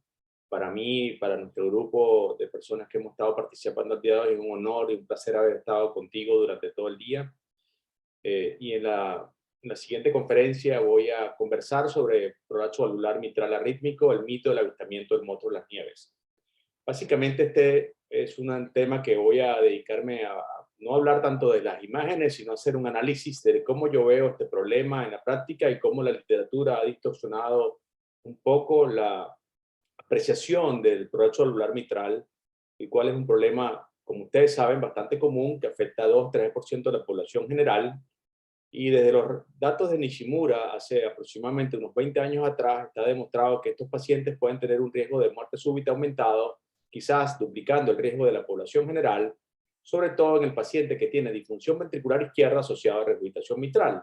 Si el paciente tiene una clase funcional 1 con regurgitación mitral severa, el riesgo de muerte súbita es cercano al 1%, y en el paciente cuando tiene insuficiencia cardíaca avanzada en clase funcional 3-4 con insuficiencia mitral secundaria a prolapso, esta tasa de mortalidad puede llegar a ser cercana al 8%.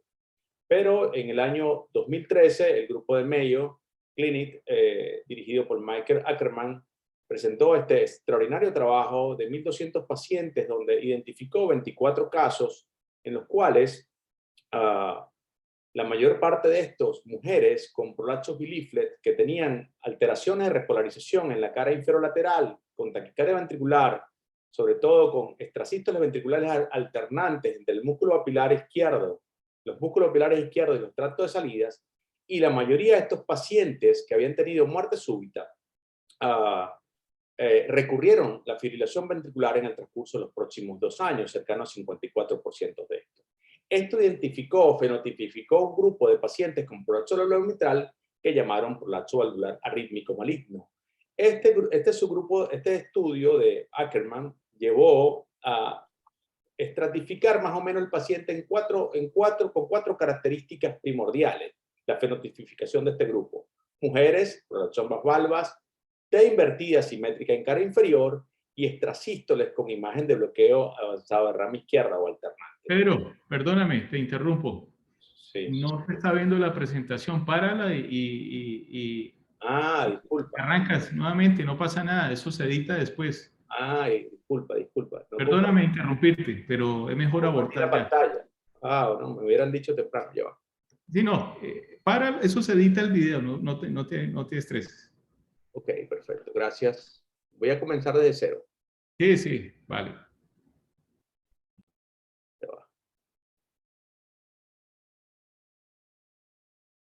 Quiero agradecer antes que nada al doctor Edgardo Chapanit por la invitación a participar en este prestigioso congreso, la 19ª reunión de la FIAT y de Cardiolatina en el marco del Congreso Argentino de Arritmias Cardíacas. Ha sido un honor para nosotros, nuestro grupo conformado por Suilma Vázquez, el doctor López Opiz, el doctor Jaime Rodríguez y mi persona, participar en este prestigioso simposio. En el día de hoy voy a conversar sobre el prolapso valvular mitral arrítmico, el mito del avistamiento del monstruo de las nieves, y básicamente voy a hacer un análisis de lo que es esta patología hoy por hoy, cómo yo la veo en el marco de la información que ha sido publicada en años recientes. Sin duda, el prolapso valvular mitral está asociado con un elevado riesgo de muerte súbita en algunos grupos de pacientes, generalmente aproximadamente 0,2 a 0,4% de riesgo de muerte súbita eso duplica el riesgo de la población general, sobre todo en el paciente que tiene disfunción ventricular izquierda y insuficiencia mitral severa. En los pacientes con clase funcional 1, el riesgo de muerte súbita es cercano al 1%, en los pacientes con clase funcional avanzada, este riesgo aumenta a 8%. No fue hasta hace 8 años atrás que el grupo de Ackerman en el Mayo Clinic publicó esta data de pacientes resucitados de muerte súbita con prolapso valvular mitral biliflet y lo que llamaron síndrome del prolapso valvular mitral biliflet maligno. De 1.200 pacientes en su database de la Mayo, se identificaron 24 pacientes, sobre todo mujeres, el 90%, que tenían alteraciones de repolarización en cara inferior con taquicardia ventricular y extrasistolia del tracto de salida alternantes con el músculo papilar en casi el 80% de los casos. La mayor parte de estos pacientes que tenían prolapso biliflet, mujeres, recurrían con fibrilación ventricular en los próximos 2 años casi el 50%. Este subgrupo del estudio permitió conocer que esta patología en la fenotipificación un poco incompleta hasta el momento identificaba que las mujeres jóvenes menores de 40 años con prolapso de ambas valvas, con T invertida asimétrica en cara inferior y con extrasistolia con bloqueo avanzado de rama izquierda, que formaban el grupo de pacientes que tenían elevado riesgo de muerte súbita. Posteriormente, el trabajo de Padua, de Cristina Basso, Domenico Corrado, Sabino Liceto, puso una guinda más en el pastel. Y este grupo de personas, en una data de autopsias de 650 personas menores de 40 años, con una media de 32, recolectaron 43 pacientes que tenían muerte súbita asociada con prolapso valvular mitral. 7% de las muertes súbitas, de todas las muertes súbitas eran asociadas a prolapso, y 13% de las muertes súbitas de las mujeres eran asociadas a prolapso. Todos estos pacientes tenían fibrosis inferolateral y todas tenían fibrosis en la autopsia del músculo papilar. La pregunta inmediatamente que me viene a la cabeza cuando veo esta data es preguntarme, en mi experiencia de muchos años en los laboratorios de ecografía y de dar docencia en hospitales universitarios de 1.200 camas, con más de 150 camas de cardiología, cómo podía ser tan cierto que teníamos 7% de todas las muertes súbitas en menores de 40 años, cuando en nuestra experiencia en hospitales grandes, académicos, universitarios, habíamos sido incapaces de ver estos pacientes, con esta enorme cantidad de pacientes. Inmediatamente, lo que hicimos fue tomar el teléfono, llamar a las personas con quien hemos trabajado durante toda la vida, electrofisiólogos y todo el mundo, preguntándoles qué opinaban de esta estadística, de esta data, la cual era muy llamativa desde el punto de vista numérico y bastante alarmante, que ocasionaba cierta temor. Y obviamente estaba esto descrito en Italia, y la primera data de la Mayo escrita en Minnesota, dos países en el norte del planeta. Y era poco probable que esto estuviese ocurriendo en otras partes del mundo también. Entonces, empezamos a ver nuestro entorno, a ver qué pasaba con esto y si nosotros habíamos visto algo similar.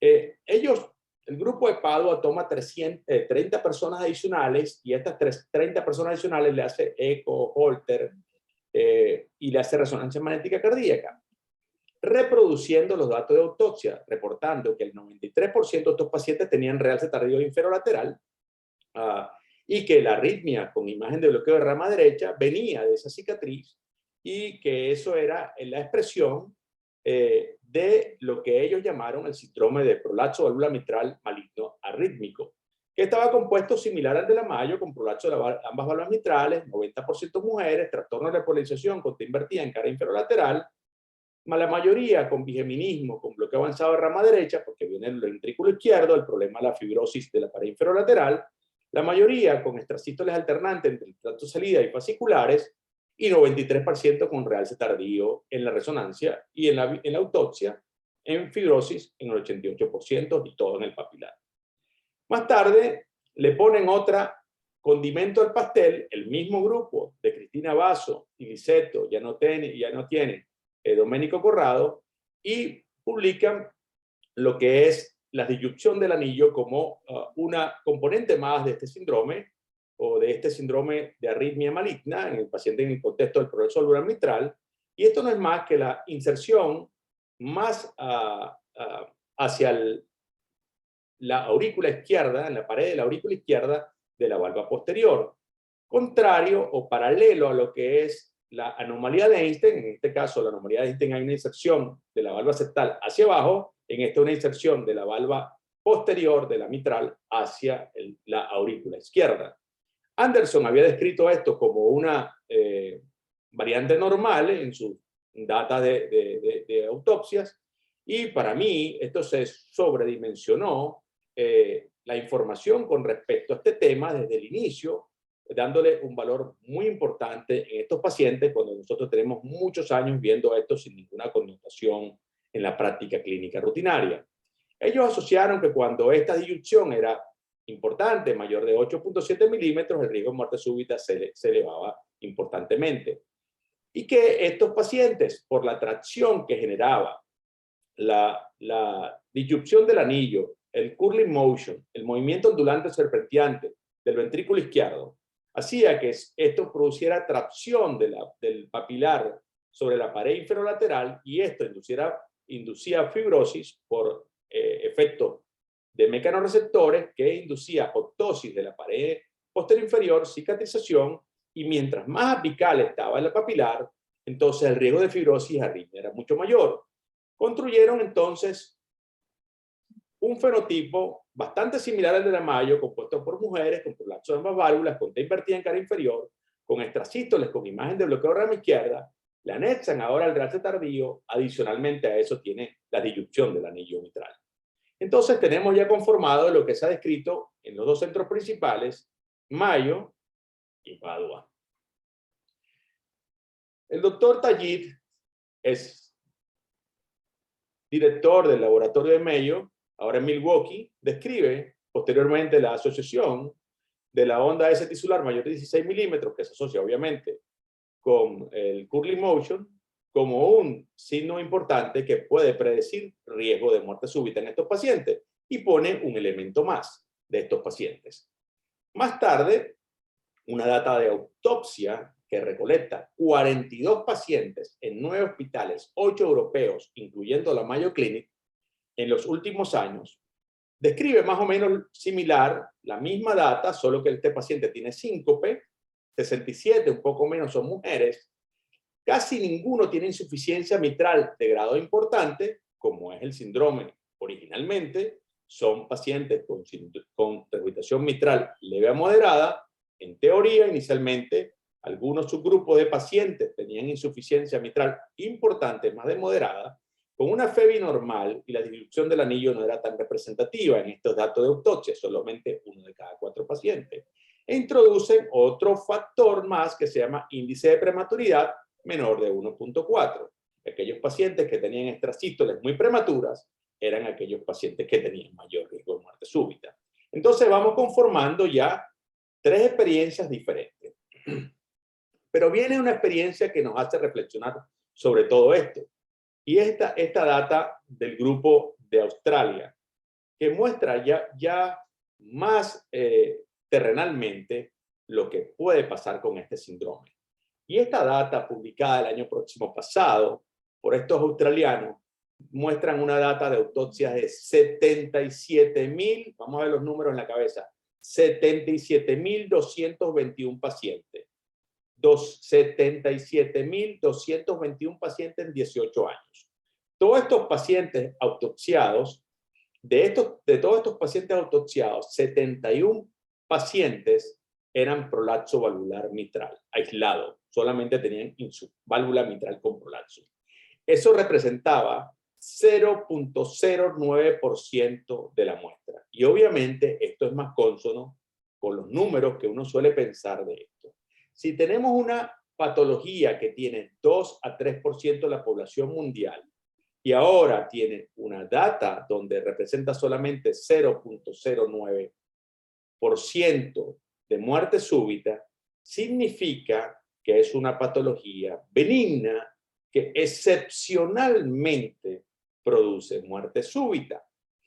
En esta data, adicionalmente a eso, contradice lo previamente publicado, donde los hombres están casi vacunados contra el riesgo de muerte súbita cuando tienen prolapso, y la mitad de los pacientes son mujeres y la mitad de los pacientes son hombres.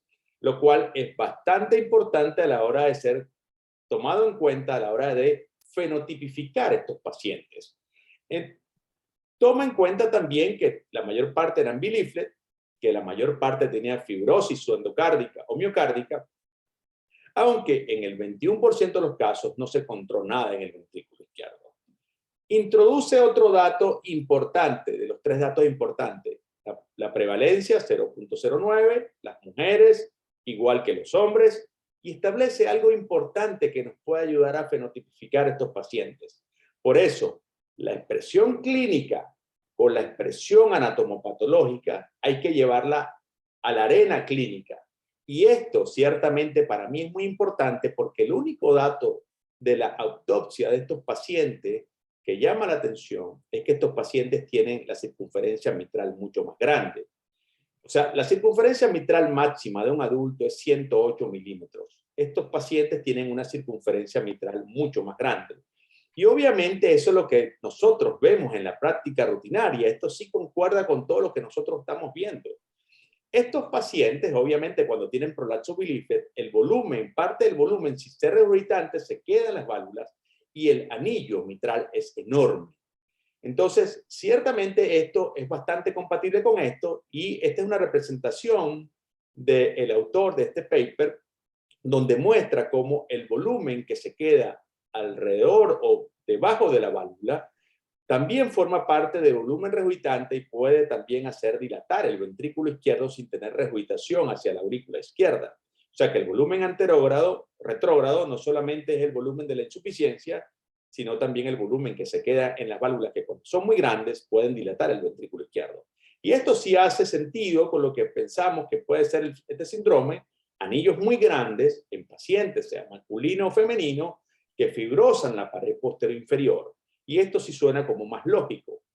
Igual, los datos de autopsia mostraron de este grupo que en rojo están los donde hay bastante fibrosis, en naranja donde hay menos y en verde donde no hay, y hay un gradiente de endocardio a epicardio con la fibrosis estableciéndose en la pared inferolateral. Ahora, lo ideal es guiar los datos por la clínica, la anatomía patológica y la electrofisiología.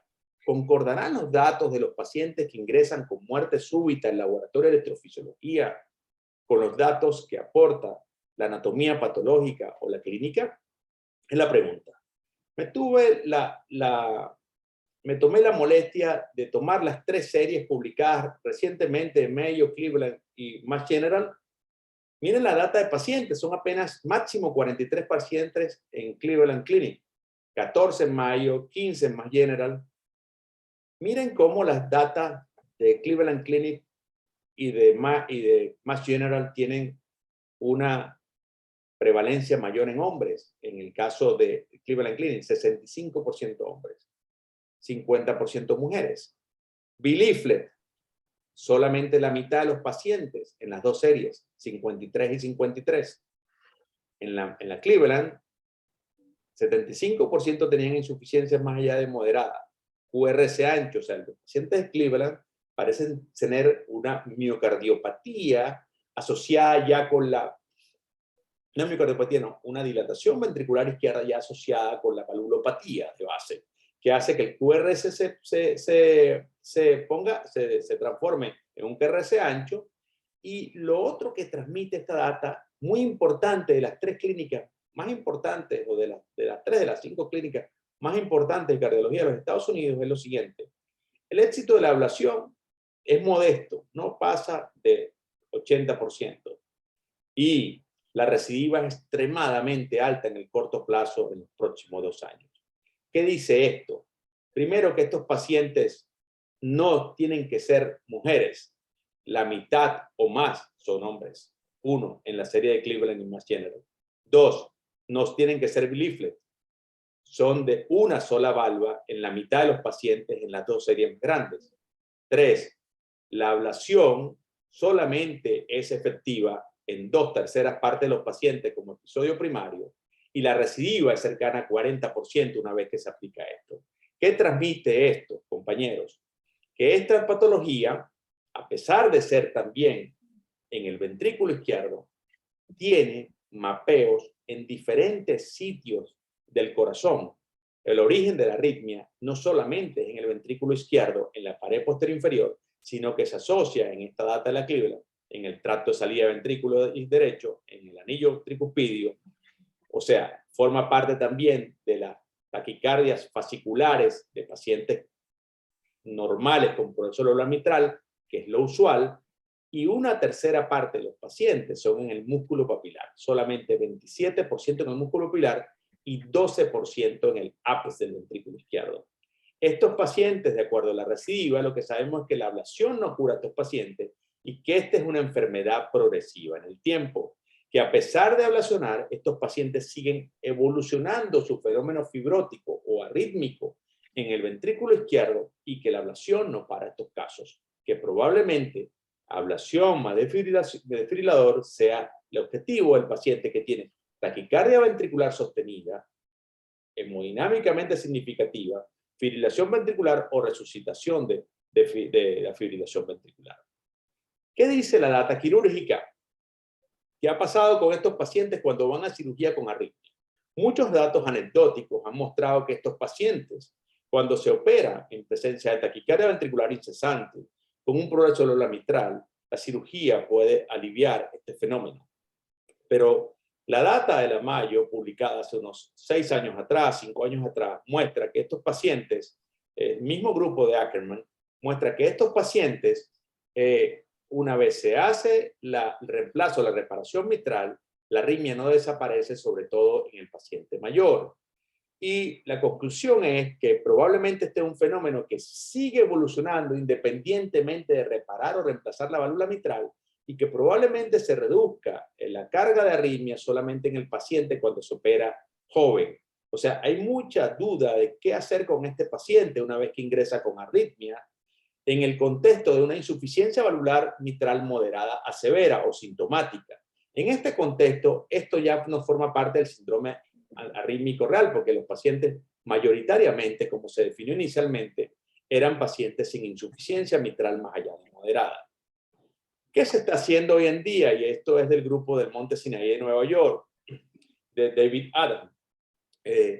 Los pacientes con prolapso mitral que tienen insuficiencia mitral significativa y extrasistolias frecuentes del ventrículo izquierdo con imagen de bloqueo de rama derecha, predominantemente con taquicardia ventricular con rama derecha o alternante, como se describió en el síndrome, estos pacientes van a procesos de reparación de la válvula y al mismo tiempo se hace estudio electrofisiológico previo para mapear si el origen de la arritmia es el músculo papilar y se hace crioablación durante la cirugía para tratar de limitar o mitigar las extrasístoles en el segmento o la taquicardia ventricular. El resultado final es este, un paciente que queda ablacionado en el mismo momento que se hace la cirugía de reparación mitral. Es interesante que estos son trabajos en curso que probablemente falta data para saber si esta es la terapia óptima del paciente con insuficiencia mitral arrítmica, secundaria a prolapso, que tiene taquicardia ventricular o ha tenido un episodio de arritmia grave o extrasístoles frecuentes de la pared posterior inferior o mapeado en el músculo papilar. ¿Tenemos alguna información sobre la genética en estos pacientes?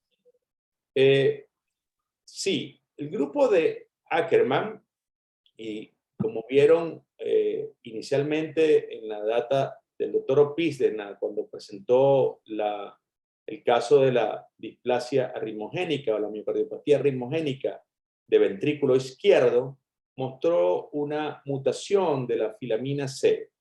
Y quiero decirles que esta mutación de la filamina C está asociada por lo menos con 4 vertientes diferentes de expresión fenotípica. Esas expresiones fenotípicas son miocardiopatía hipertrófica, miocardiopatía restrictiva, miocardiopatía dilatada y miocardiopatía arritmogénica. es decir, que la expresión genotípica tiene una diferente expresión fenotípica en estos pacientes. Es muy importante esto porque probablemente estos pacientes que tienen esa fibrosis en el músculo, que tengan una miocardiopatía arritmogénica asociada a una valvulopatía, no se deba solamente a un fenómeno de tracción mecánico del prolapso, sino que viene determinado genéticamente que los mecanorreceptores que están allí produzcan una falta de adhesión de los miocitos en la zona de la pared posteroinferior o inferolateral de estos pacientes. Obviamente esto es muy pronto para dar conclusiones en base a un solo paciente, pero estos trabajos están en curso y resultan ser muy interesantes en el corto plazo. Para concluir, ¿qué debemos hacer con estos pacientes? Para nosotros, este síndrome se presenta aproximadamente uno cada 20.000 personas en los Estados Unidos, de acuerdo a la data de Ackerman. Si es así y nosotros viéramos estos pacientes en los Estados Unidos, deberíamos tener aproximadamente unas 5.500 a 35.400 muertes súbitas anuales en los Estados Unidos, comparado con 500.000 de la cardiopatía isquémica, más o menos. Si nosotros hacemos a todas las personas que tienen prolapso en Estados Unidos, eco, Holter, test de esfuerzo y resonancia, para salvar una vida o identificar el síndrome clásicamente descrito por la Mayo, imperfectamente descrito, serían gastar 2.3 a 10.6 millones de dólares por vida salvada. Si el paciente no tiene el diagnóstico de prolapso y le hacemos a toda la población norteamericana, gastaríamos 277 a 281 millones de dólares por vida salvada, lo que significa que eso no es costo eficiente. Debemos entonces mejorar la fenotipificación del prolapso valvular arrítmico, ligando la información clínica, anatomopatológica de los estudios electrofisiológicos y la genética. Una vez tengamos armado esto, podemos perfeccionar esto. Por eso, la mayor parte de la fenotipificación de esto parte del prolapso y lo ponen mujeres y biliflet. Prolapso independientemente del sexo que sea. Prolapso independientemente de la valva que sea, no requiere ser biliflet. Se le hace electrocardiograma.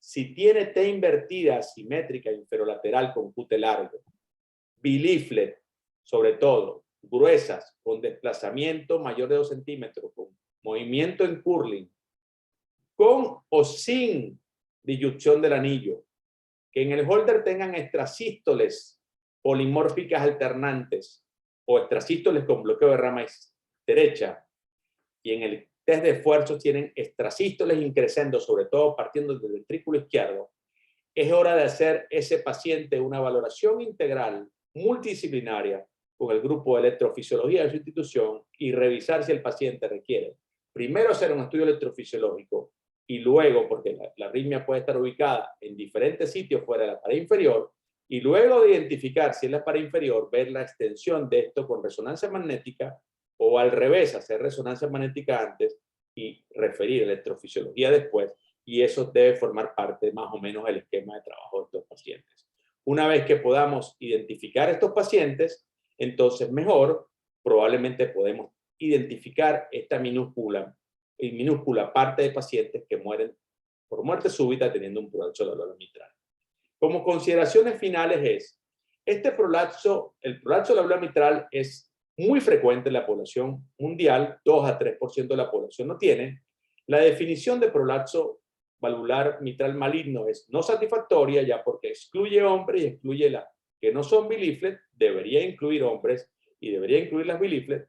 La muerte súbita es extremadamente rara, en insuficiencia mitral menor de moderada, es 0.09 de todas las muertes súbitas de acuerdo a la data australiana, y probablemente existe una miocardiopatía concomitante codificada por genes de la filamina C, que es importante para mantener la arquitectura de la miofibrilla. Quiero comentar, para terminar, algunas palabras de Michael Ackerman en Twitter, el padre de este síndrome, donde dice: hay una tremenda cantidad de ruido y la vasta mayoría de los pacientes con prolapso de la válvula mitral es totalmente benigno en mayúscula.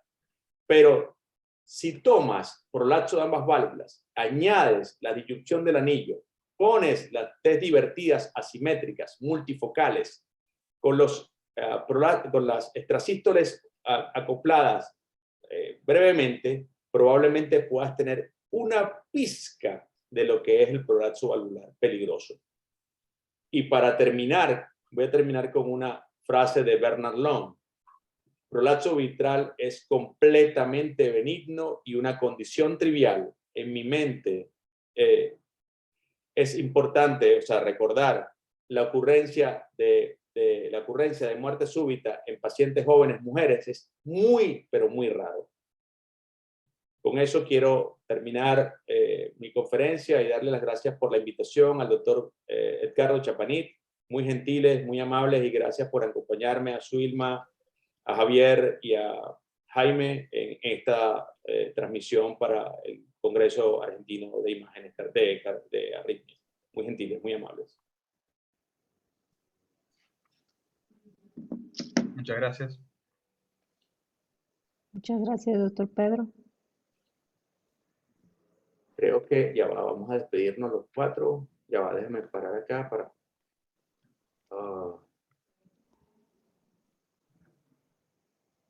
no, ya va un segundo.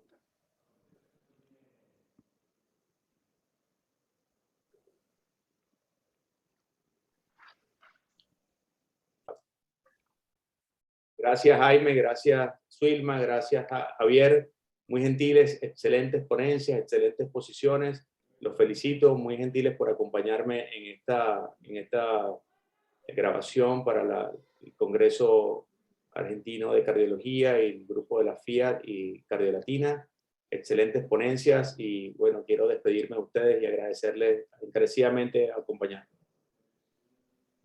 No, muchas gracias a ti por la invitación y la verdad que estuvo muy interesante.